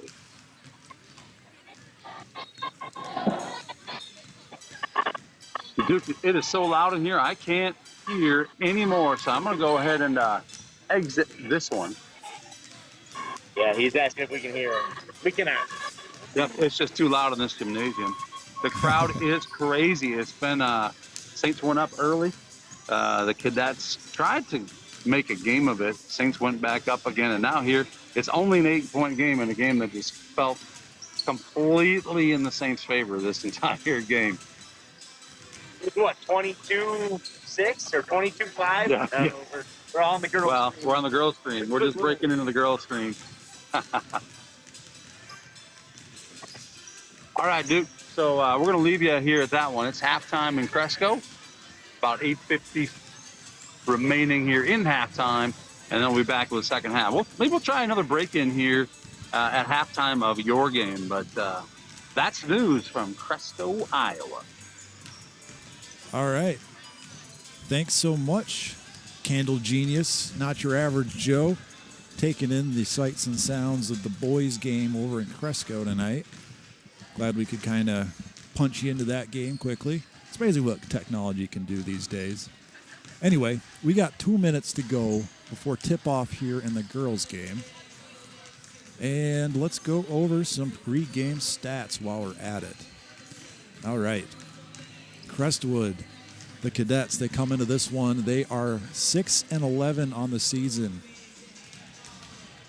I believe they're a class or two bigger than we are. I don't have that info in front of me. But Cresco is a bigger town than Saint Ansgar is, or at least it was the last I checked. But anyway, Cresco is led in the point department by Charlie Curtis, the sophomore. She averages 12.6 points a game. Her field goal percentage from the floor is 40.5%. Decent three-point shooter as well, shooting just under 30%. And then after that, we've got, who else we got? Lydia Williams, a junior. She's a center. She gets 7.4 points per game and about 3.5 rebounds. Sarah Anderson, the senior, 6.3 points a game, just under 7 rebounds a game. She's a forward. And Mia Shelton, the freshman, 5.8 points a game. And then Blair Cummings chips in 6.5 points a game as well. So, Saints hosting this non-conference matchup up against Crestwood. They're led by Amelia Porsche, 10.4 points per game. Aspen Falk, the senior, she adds in 9.2 points a game. Kinsey Anderson, 8.5 points a game. And she had a heck of a game last Friday against West Fork. She's dropped 25, I believe, in that game. It was a lot, and she kind of carried the load for Saint Ansgar that night. Kind of a heartbreaker loss to the West Fork Warhawks. They found themselves down big time at half, the Saints did, down 20 points at half, stormed back to lose by 1. So anyway, we'll throw it down to Glenn for the in-arena announcements, and we'll be back in a minute.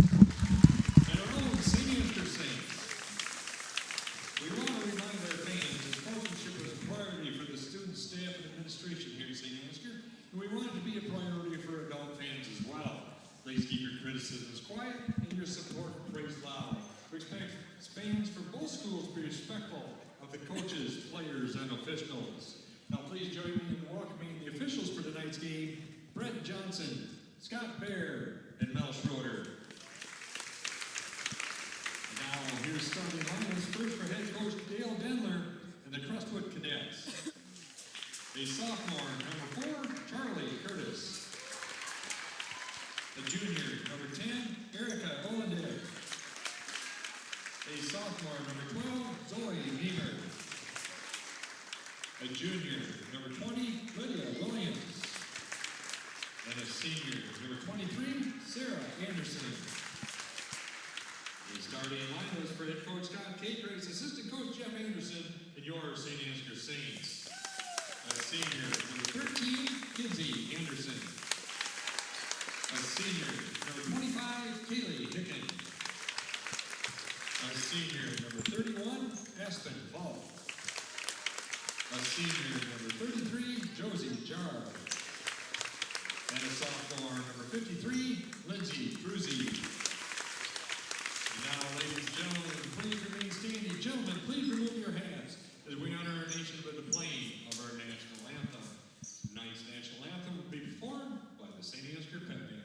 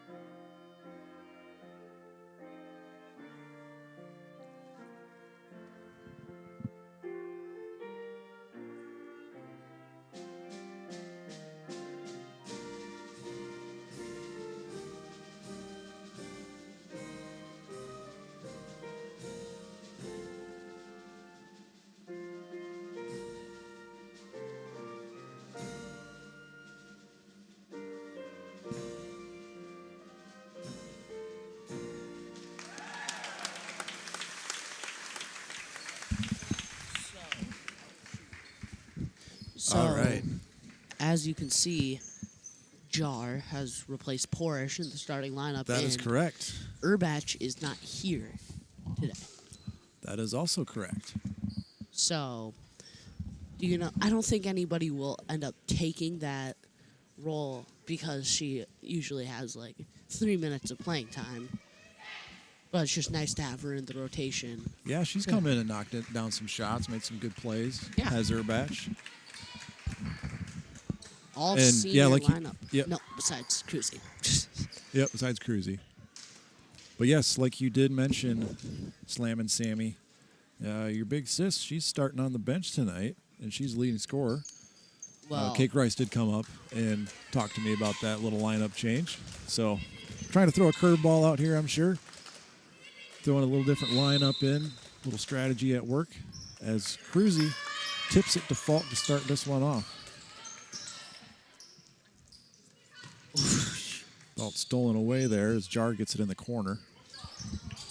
Pass inside to Cruzy. She goes up for it. Pass across to Falk underneath. And we got a foul on number 10. That is Erica Olendick, the junior.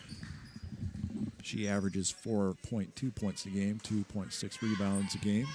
Maybe trying to throw off their game plan because they have like the shooting measure of that. Probably Could be. helps I don't know. for us to be here for film purpose wise when teams are playing us. I mean, now that I think of it, maybe some of these people on the court right now have listened to us while watching film as Hicken knocks Hicken down for the three. Oh, she's got it. Sammy with the prediction. Calls it in the air. As the Cadets set up the offense. Oop, that's travel. Well, I thought it was a travel. Looked like a travel. A lot of people, I bet, did too. Oh, stepped out of bounds there. So it's 2 breaks that the Saints did not get. As Falk drives into the Cruzy. Pass off the shot doesn't go. Confusing first half. As there's a turnover. There is a turnover. What in the world? Here's that replay of that 3 that probably shouldn't have counted. Is that up? There she is on the line, got the ball. See your left or right foot. So does that upside mean that Jewel will take in Oh, no. Bench's minutes? Or no? No. That was just a... Oh, you mistaked her Yeah. for Jar. Okay. Yep. Yeah. See, Josie, Sammy's I think he critiquing my notes here in front of me. Got the roster sheet.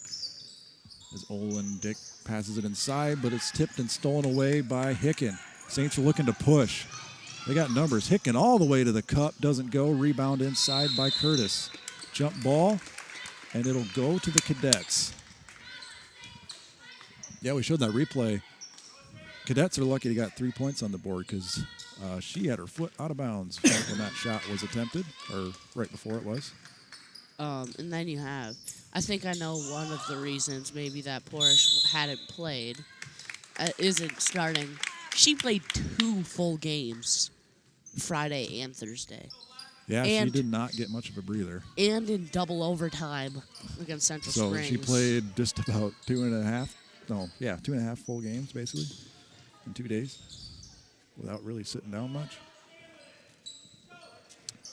Looking to get the offense moving is Anderson. She gets the swatted pass from Cruzy, who was blocked. That's one way to run the offense.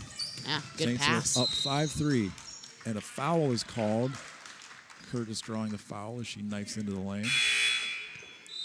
5'5" junior guard.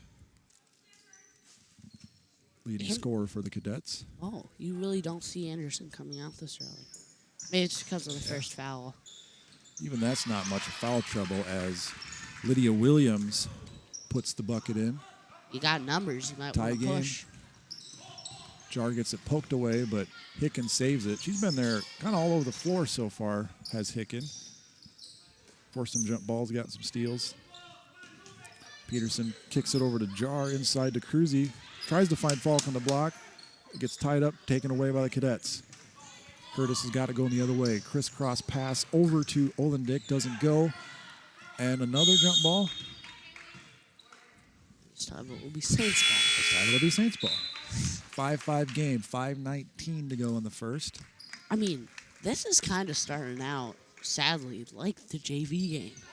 Where it's just like similar score. both Scoring's been a teams- little bit quicker.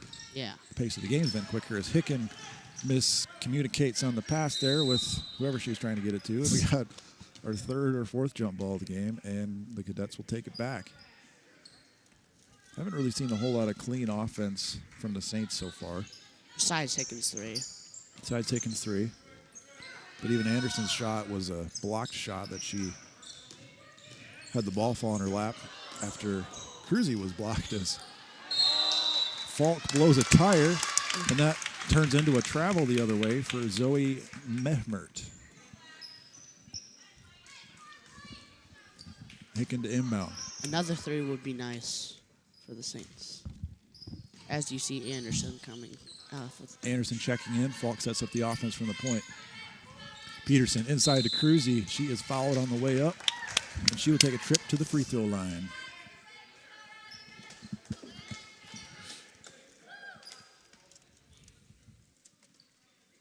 Here's a look at that. Obviously, last game on Friday. Three. Oh, that's Cruzy misses the first free throw. Cruzy missed the first one. I don't think a lot of Saints fans like to talk about what happened Friday against West Fork. Yeah, so we just won't do it. How's Yeah. that? Well, we can just say that they lost by 1 point. Well, I did mention that in the pregame. You must have been down getting in our sticker bars or something as Cruzy knocks down her second of 2 attempts. As the Crestwood Cadets get an easy one the other way. That is Lydia Williams with a nice pass, or received a nice pass. Puts it 2 points on the board for the Cadets. I don't know. Yep, she didn't have her feet on this side of the half court yet, so that Oh. is a turnover. I think she was trying to kind of. I thought she was gonna. I think she thought that Falk was gonna get there a bit quicker. Yep, pulled the trigger on that pass a little too much. If you do a bounce pass, I would give a little more time to get on the good side of the half court, avoid that call, but alas, we play on. Cadets looking to set up the offense. They swing it over to Curtis. She gets it back over to Olendick. 3 on the way for Memmert. Off the rim, Cruzy rebounds. Pass up to Anderson. She loses control of it, taps it ahead to Falk. Eventually got it there. Not how she wanted to get it there, though, as Peterson shoots a long 2. Rebound by the Cadets. And pressure by the defense from the Saints knocks the ball out of bounds. As Cruzy and Falk go out, Hicken and Jar go in.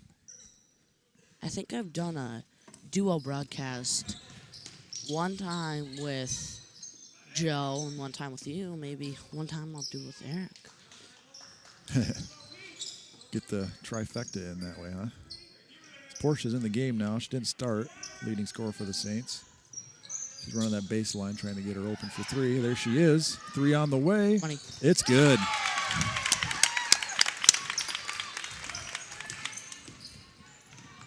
Porsche for 3. Got the Saints up by 2. Swing pass over to, who was that? 23. Anderson. I haven't quite learned all the names yet for Crestwood, so it might take me a little bit. That's why it's nice to have Joe. Yeah, he's so good at that. Oh, off. Porsche tries again from the same spot, doesn't go. Anderson knifes into the lane, and she's got it. Pretty good pass off of the rim, don't you think? Absolutely. Anderson looking good like she was on Friday night. As Lydia Williams gets her 3rd basket from that same spot. All 6 of her points have come from that left block underneath the hoop. Almost Teammates are doing a good job of finding her down there. Pass inside to the high post for Jar. Kicks it out. And couldn't be saved by Peterson after the cross-court pass. Saints will turn the ball over. As Falk goes in, Peterson goes out. Didn't I just say that Falk was going in, and then she went out, and then she got back in? Yeah, it's been a flurry of rotations for the Saints so far, trying to keep players fresh. Throw some different looks at the defense. As Mia Shelton brings it up. She's a freshman, gets 5.8 points a game. We mentioned her in the pregame.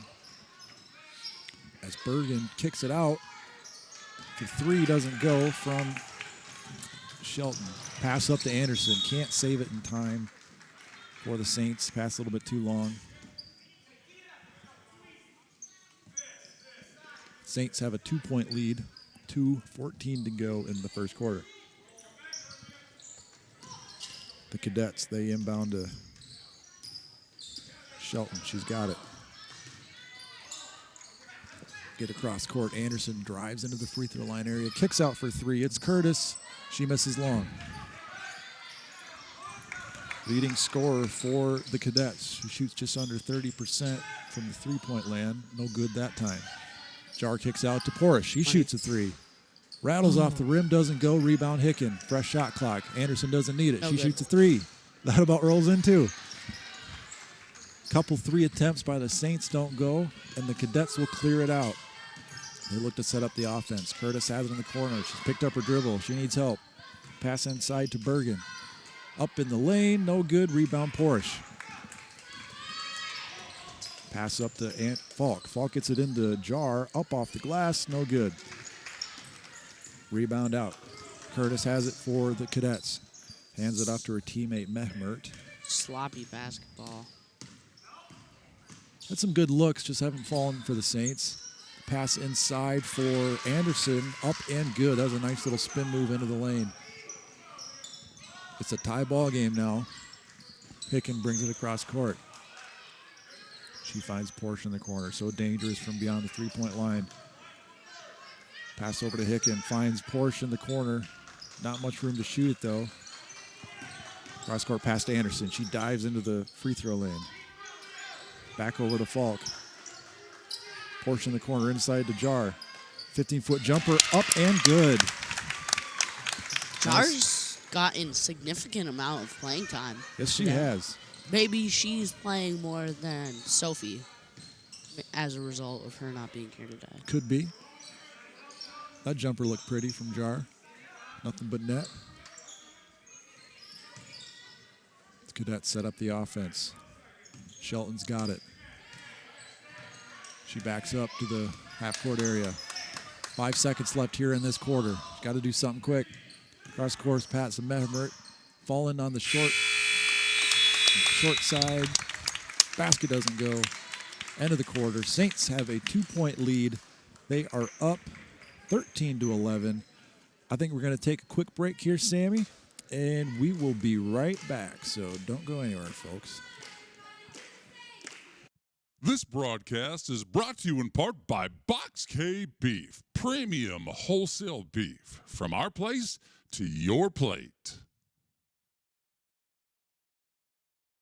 For all your electrical needs, contact the boys at Al's Electric in Saint Ansgar, Iowa. Proud supporters of Saints Athletics.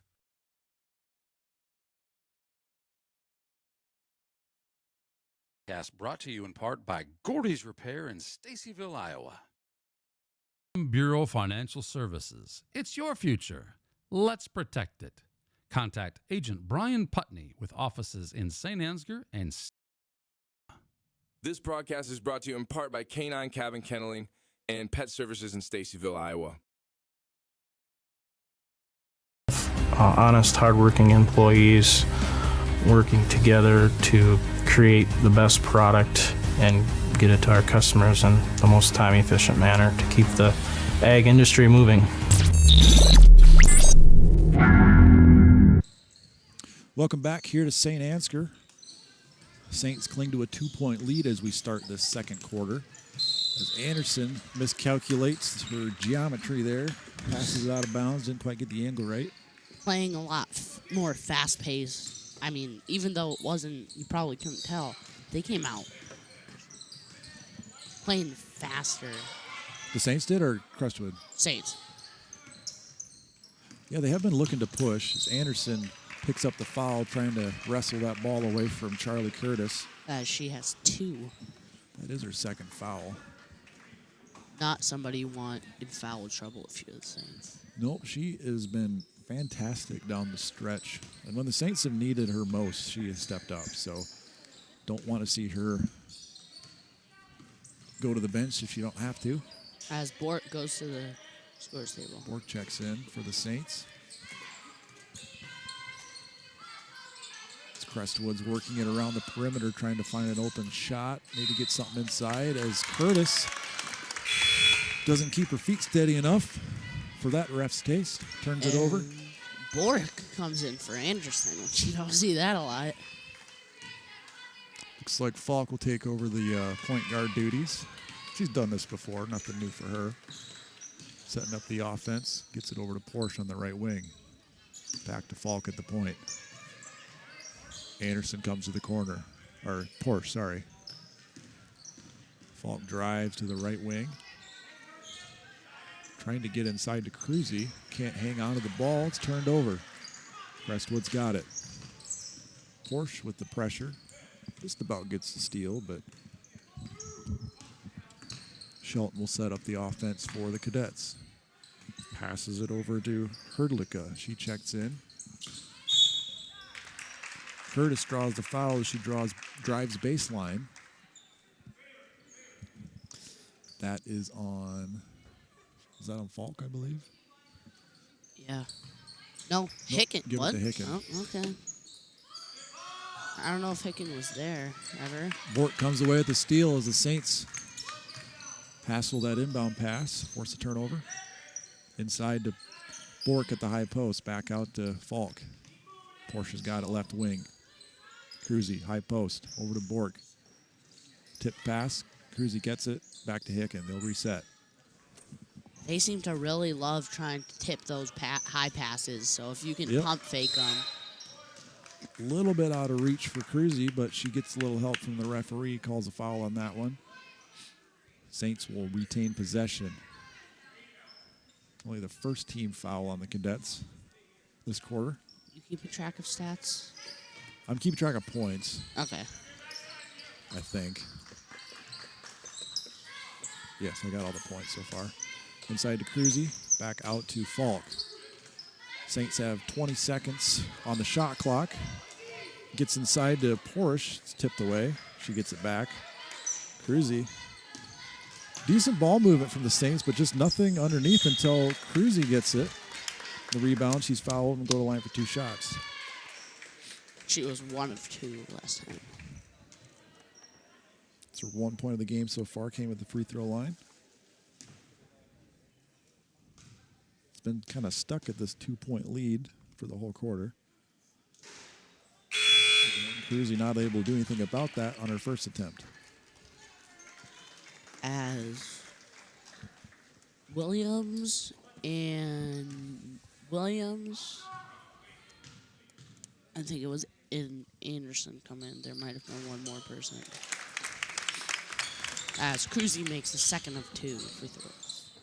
Williams has been pretty darn good underneath the hoop for the Cadets. She's made some layups as Porsche steals it away for Hicken, gets it underneath, can't finish. Porsche gets the rebound, kicks out for Falk. Over to Hicken. Thought about a 3. Oh, miscommunication there. Porsche saves it in for Falk. And she wisely backs it out. They cannot pass to each other for some reason. K. Kreis notices it, and he takes a timeout. Passing to where the girl's been and not where she's going was the mistake there. So, all right. I'm once again asking you to give butter. Love the memes associated. Love the memes, yeah. Before the game, I had a little time after setup. I changed out the meme from the last time, put a new one in. So this is how you can donate to our stream. Thanks everybody who has so far for keeping this thing free. We really appreciate all that you've done. And the way we do that is with givebutter.com. So head to that website, use the QR code. Website's down on the bottom right there, or you can just mail us a check or whatever. We appreciate any sort of help you've given us.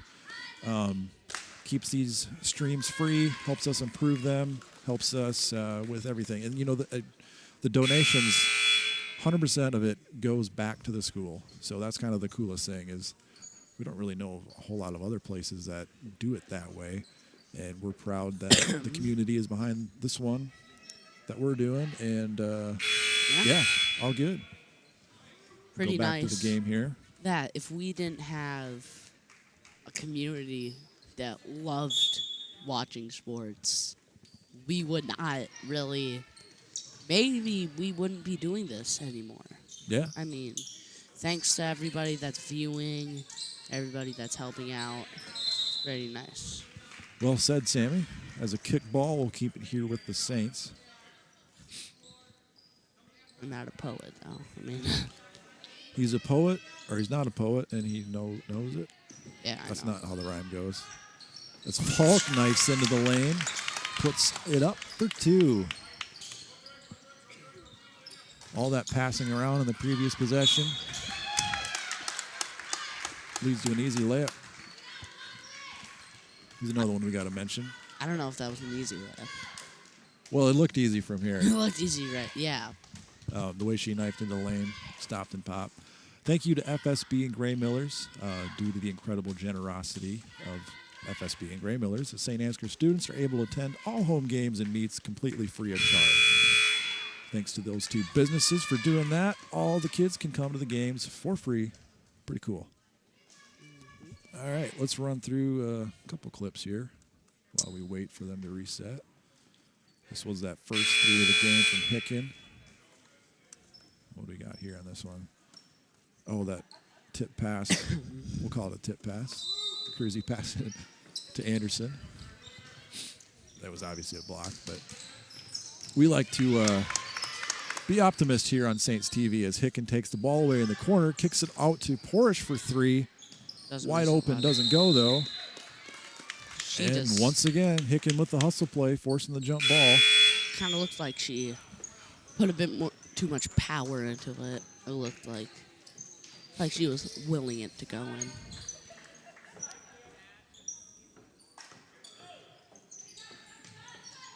Cadets inbound. They get it into Curtis. She passes it to a teammate, but Bork tips it out of bounds. Disrupts that play, doesn't let them get a layup attempt on that fast break.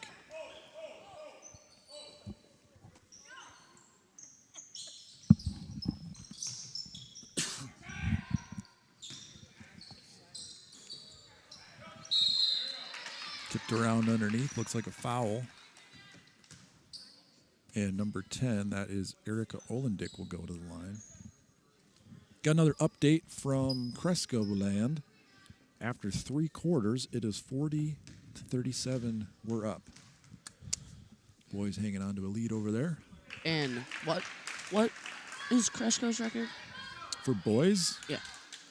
I'm not sure. Well, you forgot to add some of the stats. Remster with his new do. Has 15. 15. And Hillman's got 19 for the Saints after 3 quarters of play. After that free throw attempt, that makes it 16-12 for the Saints. Falk steps back for 3. Long. Couldn't pull the luck that her sister had.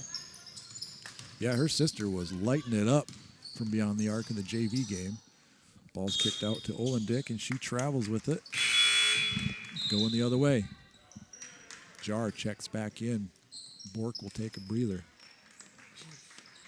I mean, and Hillman, did you say Hillman had 19? Yeah, Hillman's got 19 after 3 quarters of play over in Cresco. And what's Cresco's record, boys? You asked me that. I don't know it off the top of my head. I could find it here quickly, though. Porsche gets it underneath to Falk, and she's fouled, and she will go to the line. 4-2. Pulling it up here.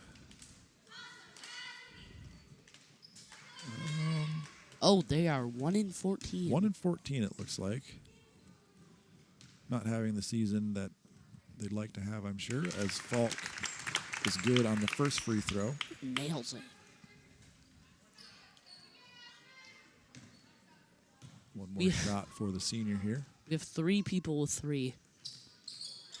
And everybody in right now has scored. So that's a pretty good job from the bench for Saints. Falk makes both free throws and gets the steal. Nice hands off the cadet player's foot, then off her own foot, and she picks it up. Falk dribbles baseline, looking to score again, draws a foul again. Got 4 points, going to the line to add to that. So when's the next varsity game? Tomorrow night. Tomorrow night. Northwood. Last time we won both games against Northwood, correct? Yes, on the road. As Falk makes her first free throw, she's got 5. And for those who are watching, what is Remster's new do? Well, maybe tune in tomorrow. Yeah, we'll show you. How's that? Pretty fascinating, if I do say so myself. Sammy with the puns. Have lots of funs with puns. Crestwood trying to get the ball inside to Williams. Tipped away by Cruzy, those long arms. Getting in there, disrupting things. Falk drives high off the glass, doesn't go. Rebound by Curtis. She clears it out. Sophomore looking to attack. Dribbles into a double team. Kicks it out. Swing pass over to Olendick for 3, and she's got it. Gotta play Count the triple for the Cadets. Gotta close out right there. Yep. Good ball movement by Crestwood. Falk dribbles into the free throw line area, kicks out to Cruzy. She always does that. Screen and roll for Porsche. Tipped away. Cruzy took her eyes off the ball for a minute. She always does that little pump fake from like half court. And for some reason, it seems to buy her just enough time. As the drive and shot off the glass doesn't go for Curtis. Saints will set up the offense. Jar, nice pass inside from Porsche, doesn't go. Olendick brings it up, gets it to Curtis. Back to Olendick, swing pass. Oh, over to Membert. She does the little cruisy pump Back fake. to Olendick for three again. She's got it. She's pulled the Cadets to within one. Gotta close 19 out. to 18. Saints have a 1-point lead. Swing pass to Cruzy. Over to Porsche. Hit a three earlier. Has been kind of quiet since then. That shot doesn't go. Kicked out to Hicken for three. Not quite. I think that counts as a steal.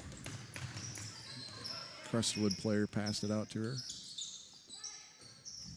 Pass inside to Anderson. Up off the glass, doesn't go. Williams with the rebound, and she makes good on that two attempt.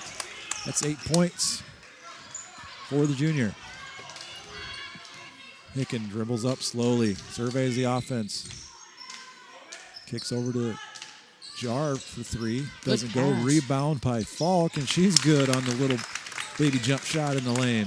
Nice rebound. All of her shots seem like they're going to hit the rim directly, but they sometimes roll in. Yep. But that was a pretty good pass off the rim. She always gets plenty of arc on her shots, too, I've noticed. Anderson's got it. Pass inside to Williams. She's been great underneath, and not as good that time. She misses the shot. About 1 second differential between the shot and game clock. Falk has got it for the Saints. She drives baseline. Back to Jar, kicks out to Cruzy. Does her patented pump fake that you mentioned there, Sammy. Back to Jar, back to Hicken. Pump fakes, looks at a three. Was it again? Cruzy inside. Jump shot in the lane from Porsche doesn't go. Almost looks like her hand was tipped. 3 seconds left. Curtis at the buzzer. No good. The Saints will eke out a 1-point lead going into the halftime break. As the pet band lights it up. And we'll take a quick commercial break as well, and we'll be right back after a word from our sponsors. Bureau Financial Services. It's your future. Let's protect it. Contact Agent Brian Putney with offices in Saint Ansgar and This broadcast is brought to you in part by Canine Cabin Kenneling and Pet Services in Stacyville, Iowa. Honest, hardworking employees working together to create the best product and get it to our customers in the most time-efficient manner to keep the ag industry moving.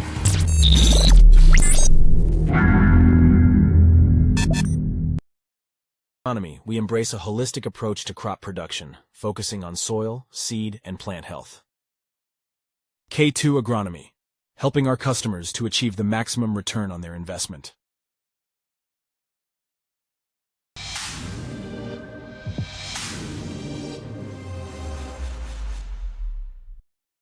Insurance team's experienced agents understand the unique risks and needs of the agricultural community. They offer competitive rates and comprehensive coverage to protect your farm, equipment, crops, and livestock. Choose Focus Insurance for reliable service, market expertise, and peace of mind.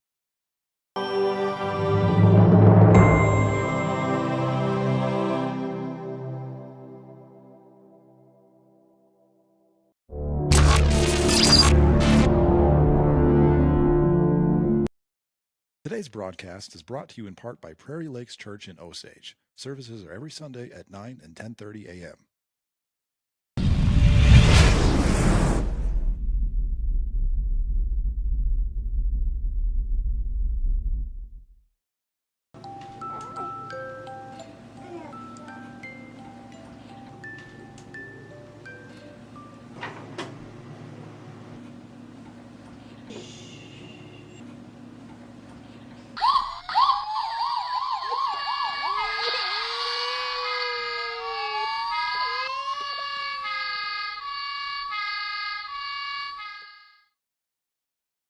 You're looking for a great place to watch the game? Try CB Brandt's Pub and Grill in Saint Ansgar.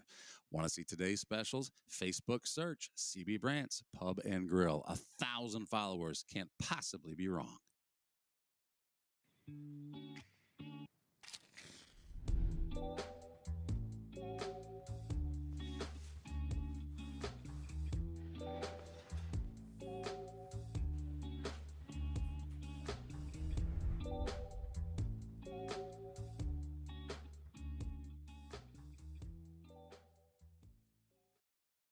For work. Minute 4 to go, Duke.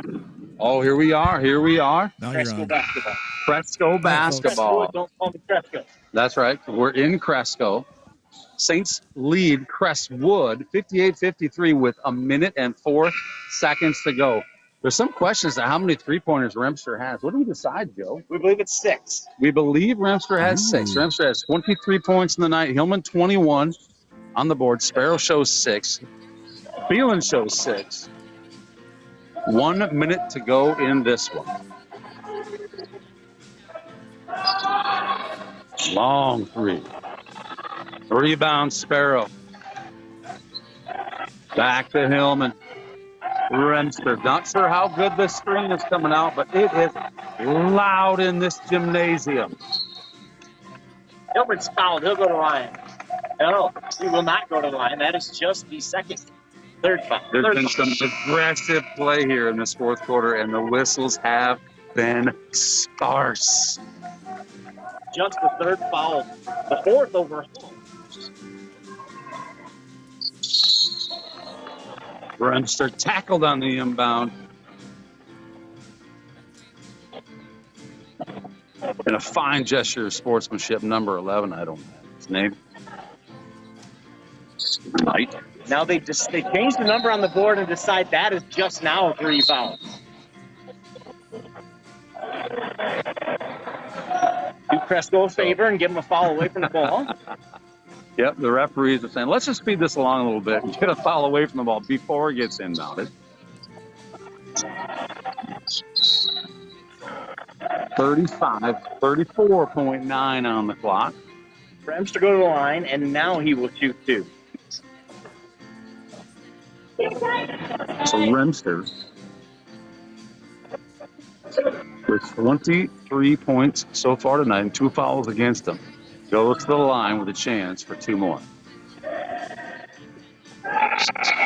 Misses the first one. Gets a little luck from his teammates in the form of low 5s. Sparrow to the bench. Who came in for Sparrow on that one, Joe? Drew Powers. Drew Powers. For defense, I would guess, and then we'll switch up again at the other end. All right, here we go. Saints up 59-53. Shot clock is off. Oh, my goodness, that was a collision. Has not been getting called. That's a charge. You bet it is. Doc Remster drawing a charge. Big collision there. It looks like Powers is okay.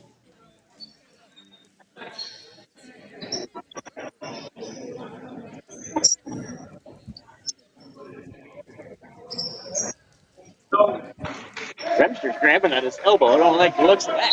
I don't like that either. Saw that earlier. Great job.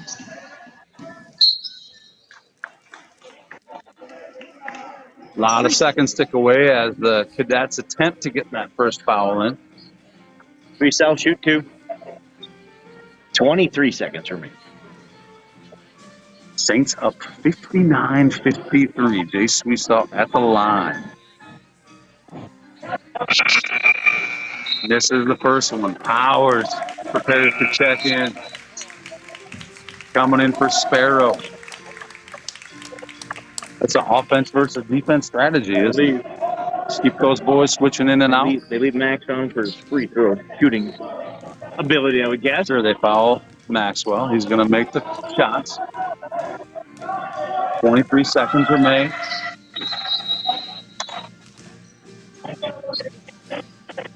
Lane violation, so he'll get another shot.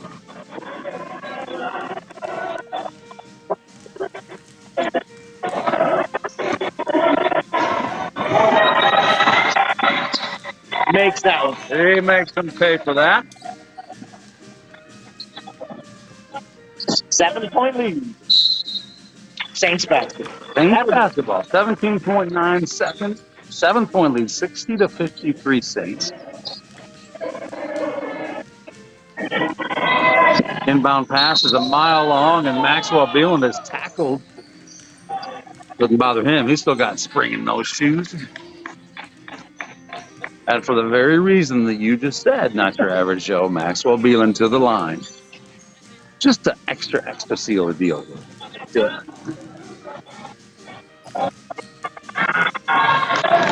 Makes good on the first one, 61-53 Saints.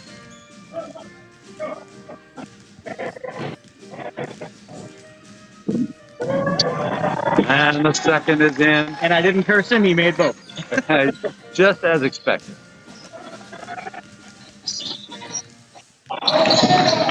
Not a bad play by the Cadets and tremendous defense in the Cadets. That'll do it. Saints are going to win it 62-53.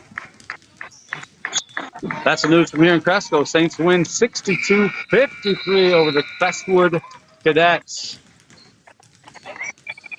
Remster had 24 points, Hillman 21, Beeland 8, Sparrow 6, and Sweesow 3, I believe, would be your scoring for the Saints.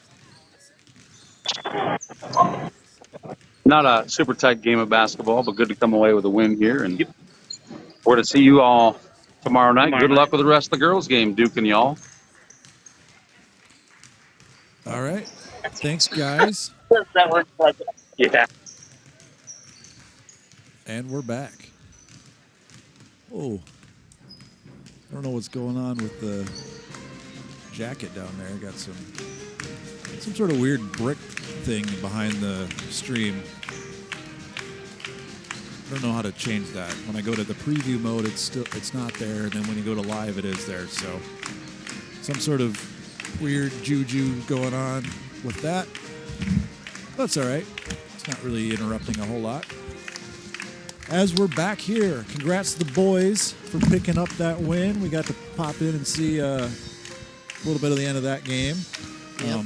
That game was over on the Cadet Zone if you wanted to catch it. We did not have that on our stream tonight. I thought that was... What? Did you know that they were streaming it when we were in halftime? The Cadets stream? They had Eric and Joe. No, they just called in quick just to give an update. So we didn't get to really see much of the game other than the last couple seconds there, just to kind of show that the boys had eked out a win, held on 1 by 7, I think it was. And I'm sorry that we spoiled the new do for you. That's all right. As you can see, it really was not a do at all. I'm sure words got around by now as we start the second half here in Saint Ansgar. That could have been Hillman, though. Just think about it. It could have been Hillman. That would have been a sight to see as well. As the Saints come out in the second half, they got a 1-point lead. That might have made him more intimidating. Porish for 3. Hicken rebounds. Back out to Falk. She gets it to Hicken at the right wing. Porish at the point. Inside to Cruzy. Nice pump fake and dribble. Good move. Excellent move by the sophomore. That's 2 points for the Saints. She's got 4 now. Sophomore is definitely a sophomore. Sammy with more puns. Pass inside to Williams. She's been great underneath. Gets her own rebound. Swing pass over to Meshmert. Inside to Williams again. Tipped around. Stolen away. Falling on the floor. And Anderson gets the travel call. Senior forward, 5'10". She's having a pretty good game tonight. She's got 2 points. She's been kind of all over defensively, hands on the ball. I thought she had more points than that. It felt like she had more points than that. Porish not paying attention. Catches it in the hands, though. Hicken over to Porish. Inside to Cruzy. Nice pass, nice basket. That's how you drop the offense. Excellent work there by the Saints. They've extended their lead to 5 now and have not allowed their visitors on the board here in the second half. Curtis in the corner drives baseline. Blocked Deflected by by Cruzy. Hicken with the rebound. She slows it down. Thought about pushing it, but thought better of that. Anderson, 4-3. A little short. Tipped around. Anderson gets her own rebound. They'll reset the offense. 30 Oh, nice pass inside to Porsche, but she misses the bunny. Tipped around. Cruzy gets a hand on it. Over to Falk. She steals it away. Back out to Anderson. Kick to Hicken. To Porsche. 4-3. Oh, she's Long off the rim. She's off. Curtis gets the rebound. Just wait. One bucket and she'll get going. Doesn't take much for her. Anderson mistimes a steal attempt. And she has 3 fouls. Gets her 3rd foul. You're absolutely right, Sammy.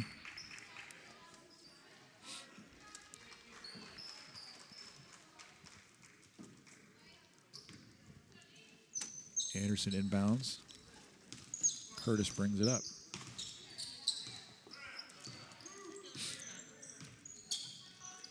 Curtis over to Herdlicka. Swings it over to Olendick. Left wing, she drives into the free throw line area. She's in the paint.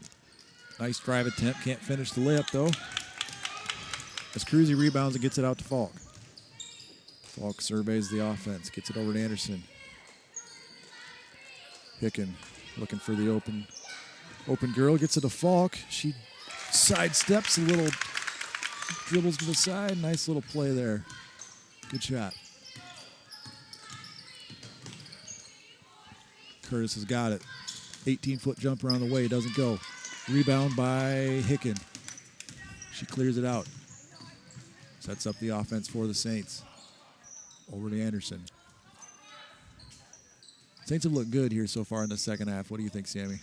Yeah. A good shot. Oops. Anderson flies by. Doesn't foul. And a timeout for Crestwood. Sorry. All right, we'll hit a couple ads quick, and we'll be right back. This broadcast is brought to you in part by Saint Ansgar Chiropractic. Wax beads. The foundation of better candle making is built on cleaner burning, soy-based candle wax. American Soy Organics. Better wax for candle makers by candle makers.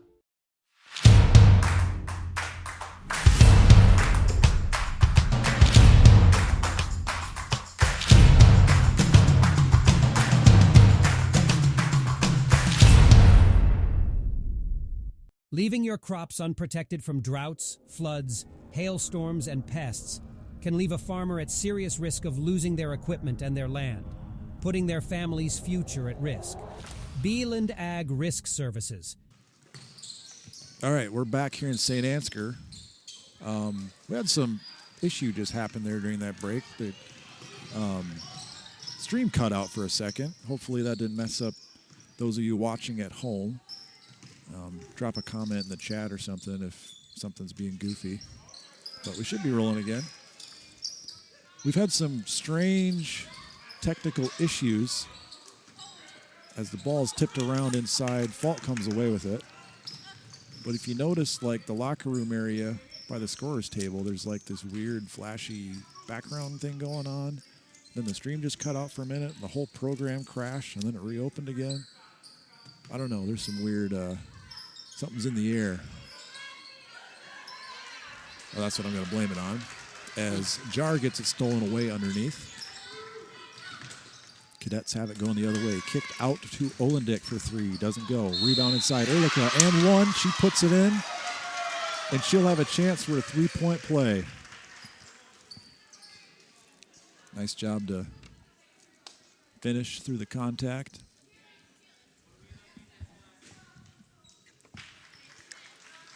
Junior forward. Averages 3.5 rebounds a game.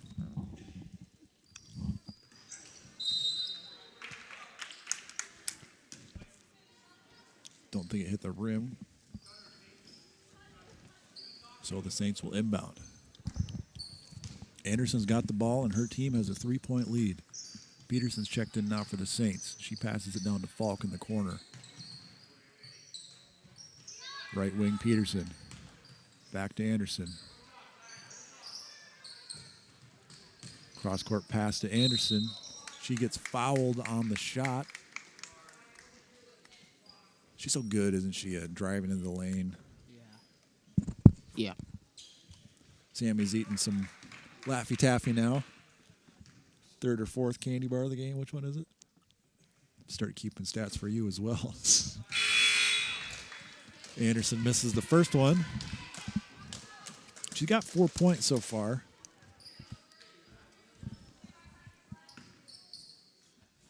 See if she can make it 5 on this free throw attempt, and she does. That one didn't even make a sound as it splashed through the net. Well, if it splashed through, wouldn't it make a splashing sound? Yeah, you got me there, Sammy. Touche. Porsche tips it away. Anderson knocks it out. It'll stay with the Cadets. Olendick to inbound for Crestwood.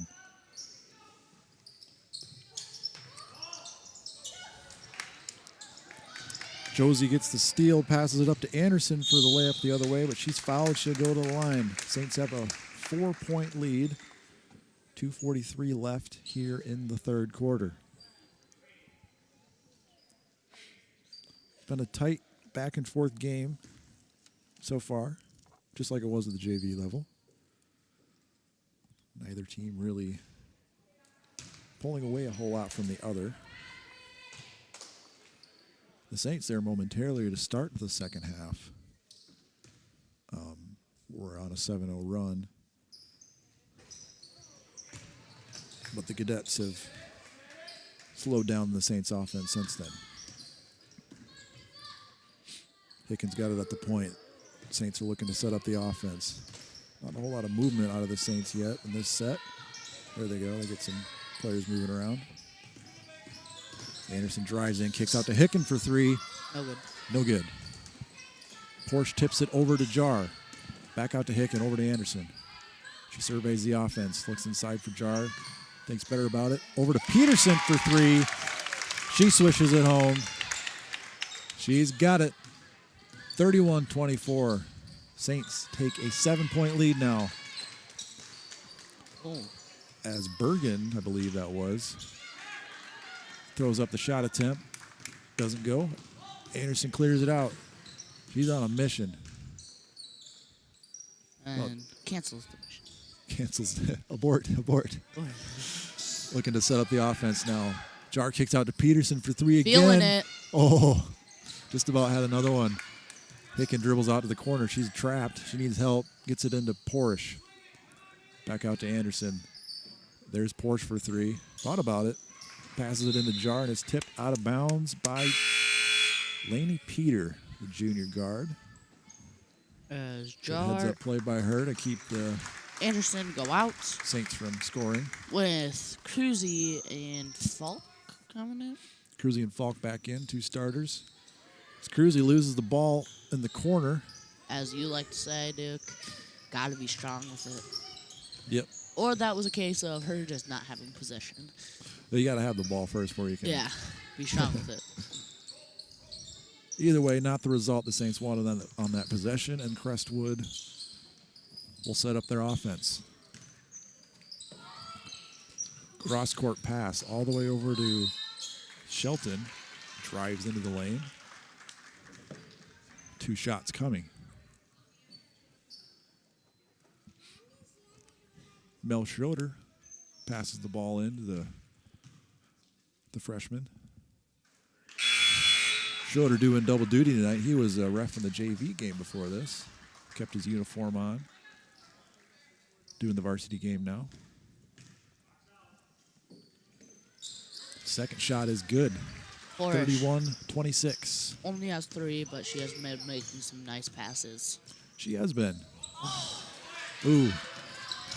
The freshman who just put in the free throw, Mia Shelton, gets that steal, goes coast to coast. Another 2 points for the Cadets, and they're back within 3. Falk setting up the offense now. Gets it poked out. It's going to stay with the Saints, however. Can't have those stretches where it's like they score 5, you score nothing, and like 10 seconds. Like with them hitting a 3 and then getting a steal in transition. Falk resets the offense, dribbles to the point, gets it over to Anderson. About gets picked off again. You got to be a little more careful. On the left wing, over to Anderson. 4-3.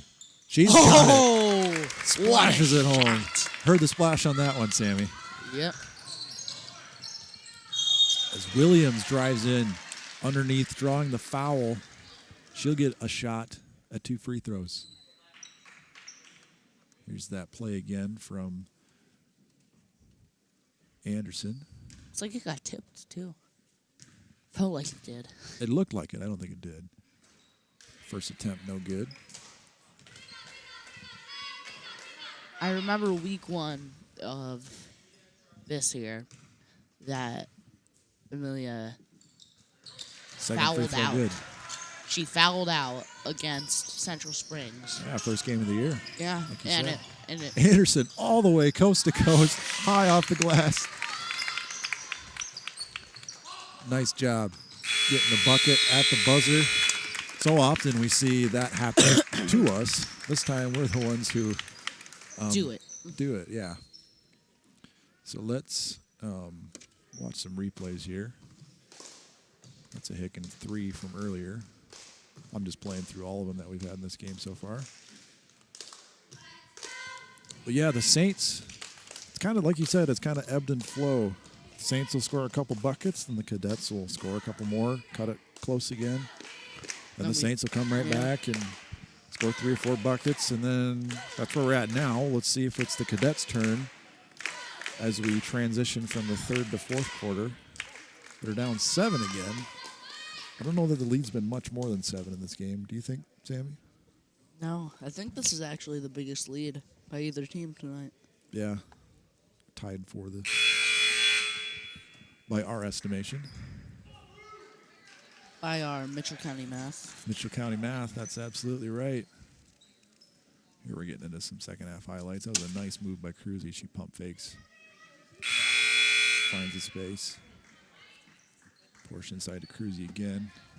That was that flurry of points to start the second half.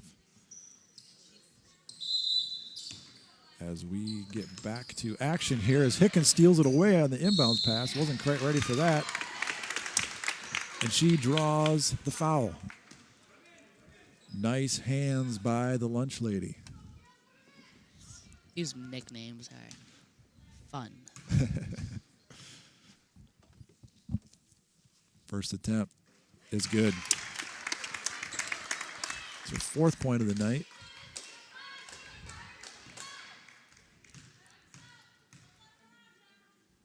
Second attempt on the way. Up and good. Pretty looking free throw. She tips it away there. Just about gets another loose ball. Cadets swinging around nicely to Zoe Mehmer, but she misses the 3.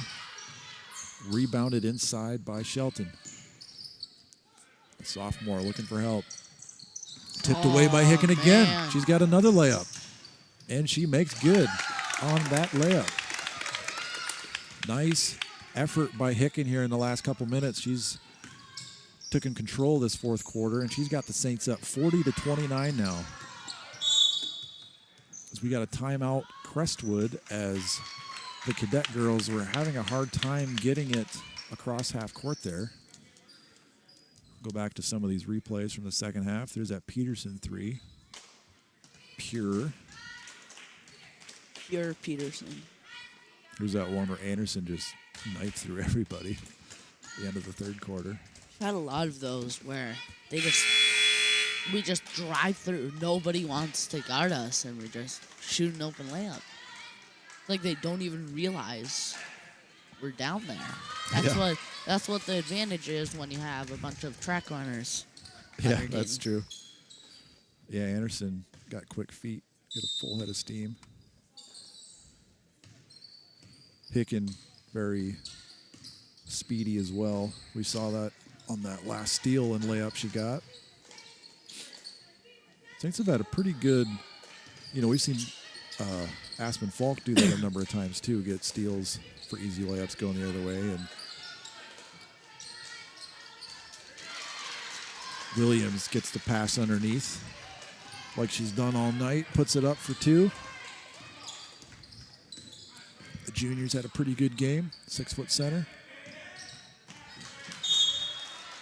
Ball will stay here. Can't see it. I need to stand up to see it. Trying to find out. It's like hidden perfectly behind there. 20. How much does she have? She's got 11 points. Okay. Falk gets the inbound pass, drives in, little 10-foot jumper doesn't go. Tips it out to Porsche. He gets it over to Hicken. They'll reset the offense. Or just give it to Porsche for a 3, but she misses. She's been.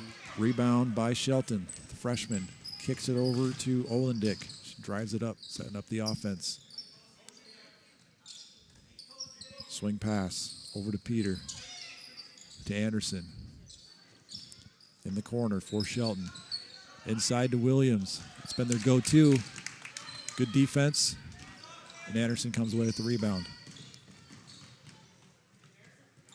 Falk from the corner. Hicken, left wing. Porsche's got to get out of the lane. But foul on the floor. Keeps the ball at the Saints. Hicken to inbound. She gets it up to Anderson. Almost a dangerous pass as Anderson knifes into the lane, throws it up, rattled around, Porsche rebound. Fresh shot clock for the Saints. Hicken don't need it. She shoots a 3, doesn't go. Gets her own rebound, jump ball. Ball, and it stays with the Saints. Whew. Her and Mia Shelton, the freshman, both got there at the same time. Tied up, jump ball stays with the Saints.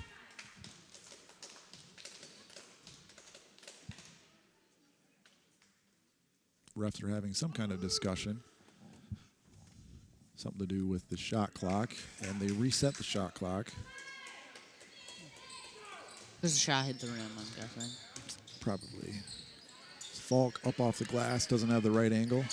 Rebound inside by Williams. She gets it over to Shelton, the freshman. Sets up the offense for the Cadets. Falk all over her, a little bit too much so. And picks up the foul. That's her first foul of the game, so she's got a couple to give. Saints have a 9-point lead. 5.5 minutes to go in the fourth quarter as William draws the foul. She'll go to the line for 2. So what was the final score of the boys' game? 50. They won by 7. 60 to 53. In the 50s, 60s, something like that. Remster had 23 or 25 points. Yeah, the new do is... The new do.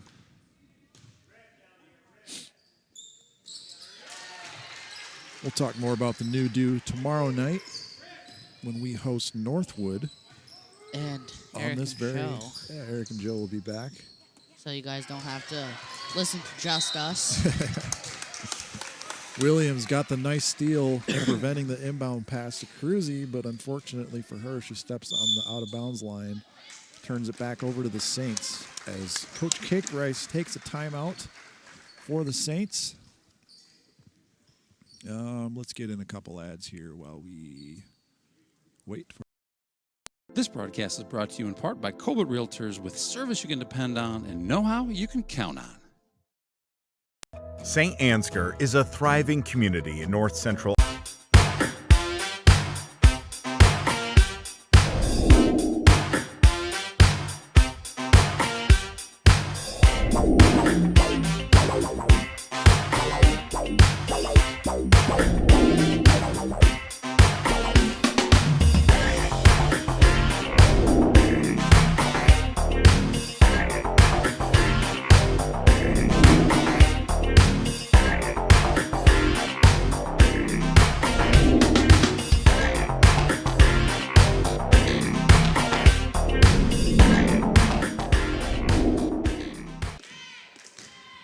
And we're back.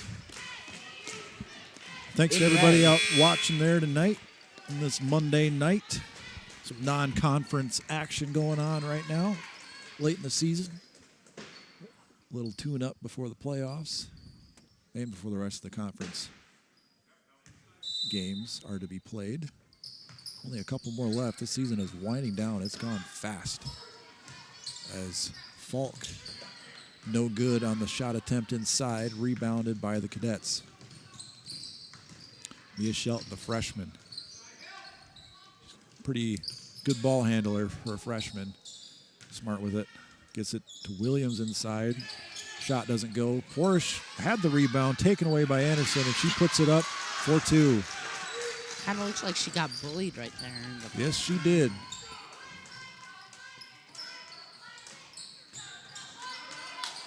Picking inside to Cruzy. Taken away by Anderson again. That's back-to-back steals for Anderson. She's trying to will her Cadets back into this game. Playing good defense.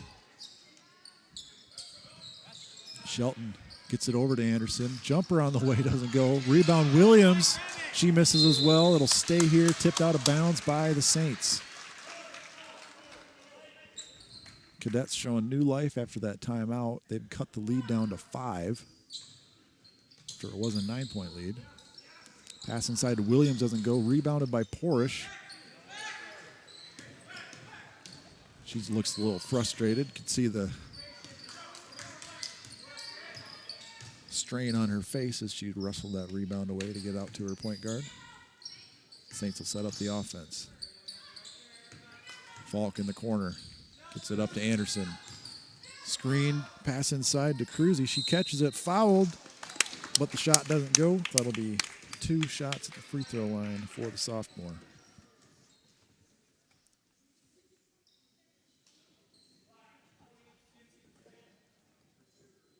Got really quiet in here.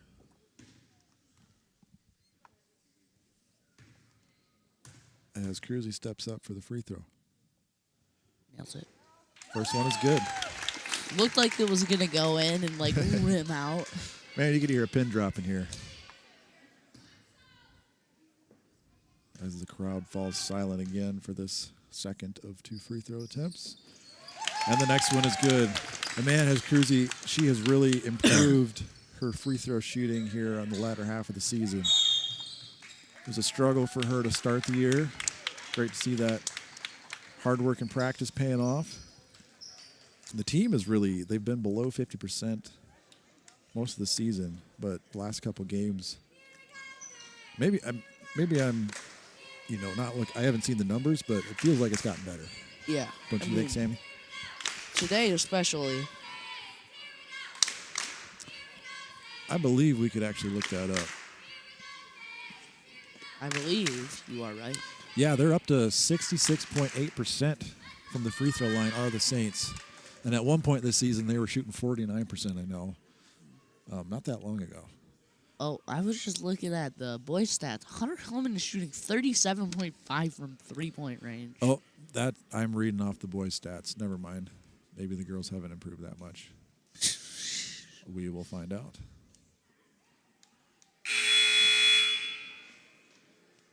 Free throw percentage, they're up to 54%. So that's an improvement of 5 percentage points. Yeah. Which is 5 percentage points you will take. Charlie Curtis, the leading scorer for the Cadets, has not had the best game. I mean, I don't think she's scored flat out. She's got a layup or two. Yeah, I mean, we've done a really good job. I think the opposing teams have held the opposing leading scorer really well. We have done that tonight, that's for sure, as Porsche gets the steal, gets it up to Falk. Now, Curtis is not, we don't know what she has right now, but it's probably not very close to her 12.6 average, as Anderson is hounded at the point, gets it over to Cruzy for a little relief. Williams is all over her, gets it to Hicken at the point. Pass inside from Porsche to Cruzy. She's fouled on the shot attempt. Again, she'll go back to the line. She made both last time. Let's see if she can do it again. 3:25 to go here in the fourth quarter. And that is the 4th foul on Williams. She's got to be careful. They've needed her offense inside the night. And she's 1 foul away from heading to the locker room early. Or to the bench. Well, to the bench, yeah. It's a Technically. it's a turn of phrase, Sammy. Yeah. As Cruzy good on the first free throw. Second one up, also good. Again, I thought it was just going to rim in and out. 4 for 4. Cruzy's looking good from the free throw line tonight. She's got 10 points, the sophomore does. She guards Anderson as she brings it across. That is the Cadets Anderson. Brings it up court. Gets it over to Shelton, freshman. Setting up the offense.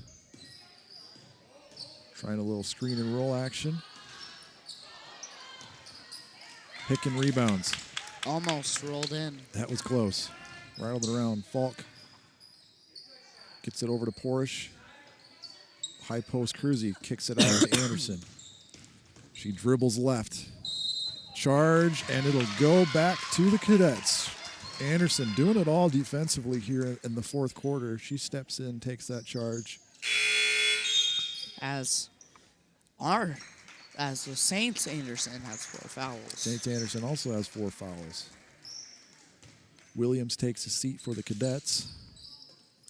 She's their leading scorer tonight, thus far. As Mehmet brings it up for the Cadets. He passes it off to Peter, who drives into the lane, down underneath, blocked by Cruzy. Curtis with the rebound, stolen by Falk. And she steps on the line. Caught it in a tight spot. Couldn't get rid of it quick enough. Plants her foot out of bounds, and that'll turn the ball back over to the Cadets. Crestwood gets it into Peter. Back to Mehmet. Drives to the left side of the key. Resets at the point. She likes going left. Hands it off to Curtis. Over to Olendick.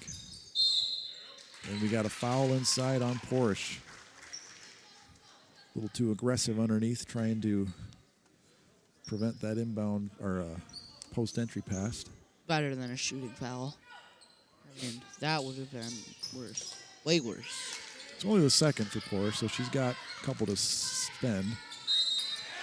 And Anderson makes the layup through the contact. Draws the foul on Cruzy, and she'll go to the line for a chance at a 3-point play. That's 6 points now for Anderson. I believe all of those in the second half, if I'm not mistaken. But she's drawing charges, getting steals, making 3-point plays the old-fashioned way. She's doing it all in the fourth quarter here for the Cadets, and they're going to need a little bit more of that. With 2 minutes to go, they're down by 6. Saints have the ball. Hicken drive to the right corner. Picks up her dribble. She needs help. Gets it to Falk, who passes it off to Cruzy. She draws the foul. I think that was on Anderson. And off to the line she goes. Yep, we've reached 5 fouls now in this quarter. Each team has 5 fouls. So that means fouls will result in free throws. Has Cruzy missed a free throw today? If she did, it would have been a long time ago. Or she did in the first half. As that one is good. Again, they all look like they're going to go out, but they somehow She's go made her in. last 5. She had 2 trips to the free throw line in the first half. She missed 1 apiece on each of those trips. Okay. As the 6th one is good for her this half. So she is, what would that make her? She's 100%. 8 for 10 from the free throw line tonight. That's 80%. 80% as Curtis finally gets some offense going for the Cadets. She knifes into the lane, gets the layup. Minute and a half to go now. The lead is still 6. Anderson calls a timeout. According to my Metro County math, it's 80%. And yeah, like we talked about, Lindsay Cruzy from the free throw line tonight, she's been the difference maker. If you take away those 8 free throws she's made, the Saints are down by 2. So those are huge. And she's made her last 6 like we talked about. Yeah. And yeah, if you, is that something? Oh, sorry. Messing around with the broadcast. But yeah, excellent work for Cruzy. That's been the difference here in the second half. She's made her last 6. And that's, you can hear the Cruzy family cheering to our left. And the Saints have, they're in the driver's seat with this minute and 30 to go. So 90 ticks left on the clock. A little bit better situation, it feels like, than we were in the last 2 games we played, where we were the ones down, trying to come back and win. Now we have a little bit of a lead to play with, and we appear to be making our free throws. So good news for the Saints if they can keep that up. Long way to go, however. Plenty of basketball left. And Porsche will inbound for your Saints. As just the about principal turned it over there. A little sloppy. almost knocked the nachos out of Principal Culberson's hands. And again, a little sloppy on the inbound pass. It'll stay with the Saints, however. Got to be a little cleaner on this inbound. As Anderson wants another, or Coach Cake Rice wants another timeout to talk this one over. So,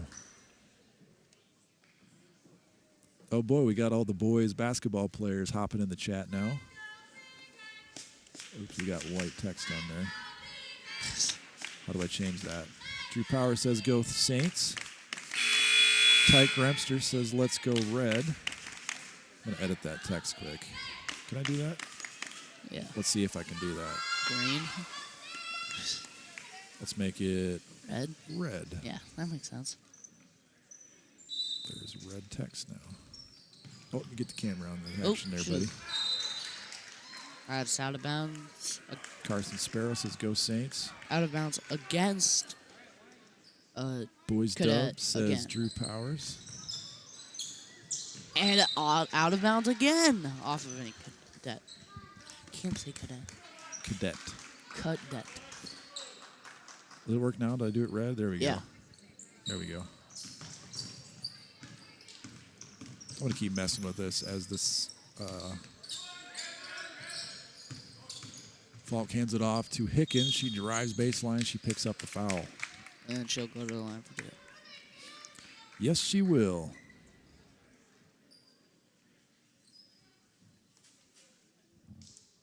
Hicken, she has 7 points so far.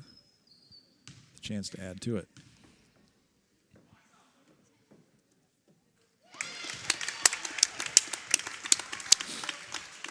As the free throw is good.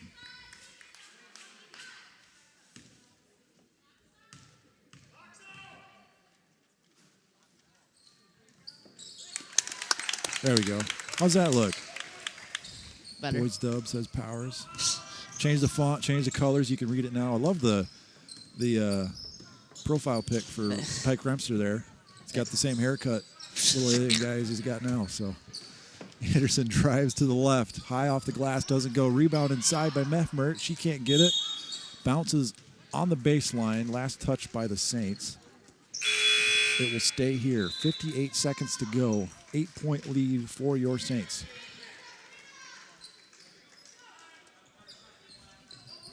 Olden Dick, the junior, inbounds. Stolen away by Falk, but she gives it right back to Curtis. It's on the ground. Anderson picks it up.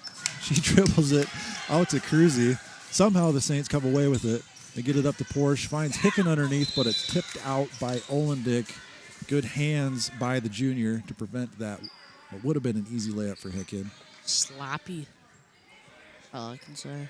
About 10 seconds came off the clock there, which is the Saints' number one friend right now is that time left on the clock. So if they can keep the ball in bounds, keep the clock running, they'll have good things, but they weren't able to do that there.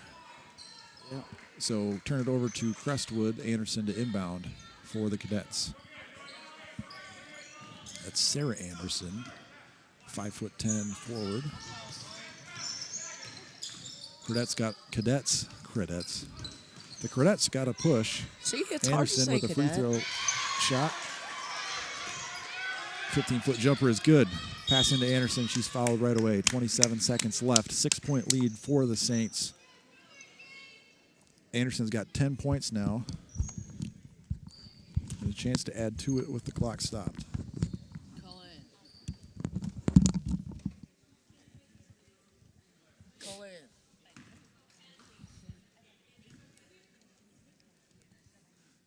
Sammy's flagging down some popcorn.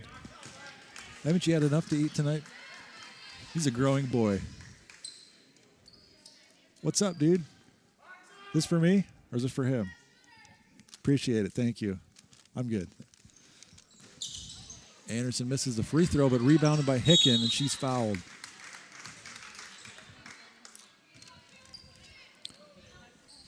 Oh, sorry. One of Sammy's buddies, it looked like, was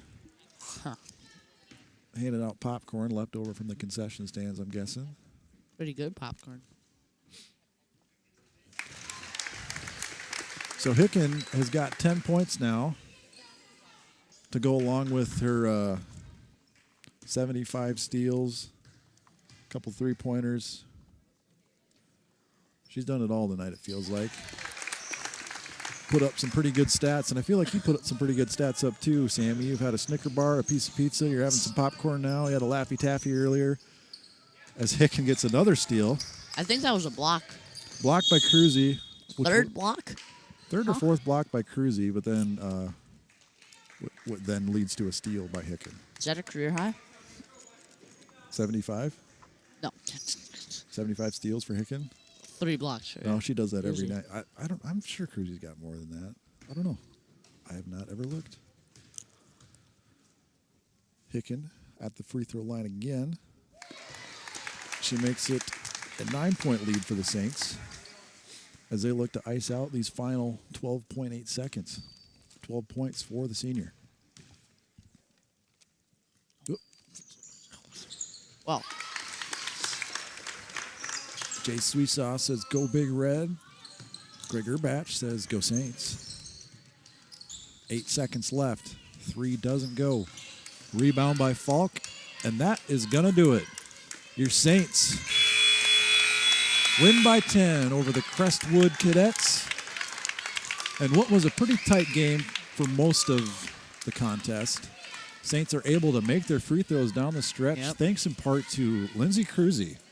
We talked about it. She'd struggled earlier this year from the free throw line, but not tonight. By my count, she went 8 for 10 from the line. I believe that's what it was. And she helps the Saints win by 10. Excellent job by the ladies. We talked about it very briefly. They had that tough loss on Friday night. You always wonder how you're going to respond after a disappointing loss like that. They were down at half. I mean, I'm sure you've all heard and seen about it by now. But to come back out tonight, play solid basketball, and then pull away for a nice, comfortable win in the final minutes, it's got to feel good for the girls tonight. So girls get the win here at home. The boys got a win on the road at Crestwood. And JV girls tonight, they lost, right? Yeah, by 1. By 1, that's right. In the most exciting JV game ever. Yeah. Most exciting one I've been to. The JGV boys for Saint Ansgar did not fare so well. I didn't have the score. I think 58-25 was the final score over there. Great night of Saints basketball otherwise. Thanks, everybody, for joining us. Just some quick rundown of the stats. Porsche only had 3 points tonight. We talked about Cruzy having 12. Hicken had, 14 she ended with? Yeah. Then they just turned the scoreboard off on me, so I can't see what the rest of them were. They had she had 12, actually. 12? 12, 13. 12, 13. Whatever it is. Anderson had 12 points, I believe. But yeah, it was a great night. We can run through a couple of those replays. Here's some more shots. Anderson, that nice layup earlier. And then here, that Hicken steal, beginning of the fourth quarter. Anyway, we're going to pack up and head home for the night. It's just a little bit after 9, but hey, we'll be back here tomorrow night. We've got Northwood coming, as you can hear Sammy crunching on his popcorn. We got the Northwood Kensett Vikings coming to town tomorrow night, Tuesday. That'll be a quadruple header, I believe they call it. JV girls, JV boys, varsity girls, Varsity boys. So A we'll quad. A quad. So we'll be back to the regular program tomorrow night for a conference matchup with the Vikings. So with that, everybody have a excellent night. Stay safe. Wait. Can I say something? Yeah, what's up? You guys want to see Tyke and his new do in person tomorrow. Probably be better than you guys watching the stream. So we want to come and see Tyke Remster splashing threes in this new do. It's one thing to see it on the Saints TV, but it's a whole other thing to witness it in real life. To see it in real life, to behold it in real life. So usually, we'll try that. Okay, I found the outro button. I've never run the computer at the end and do all the things that the Candle Genius does. So anyway, with that, thank you for tuning in, everybody. Have a safe, wonderful evening, and we will see you right back here tomorrow night. First game's at 4 o'clock. Girls varsity starts at 6. Boys will start after that. So, toodaloo. Have a good one, and goodbye.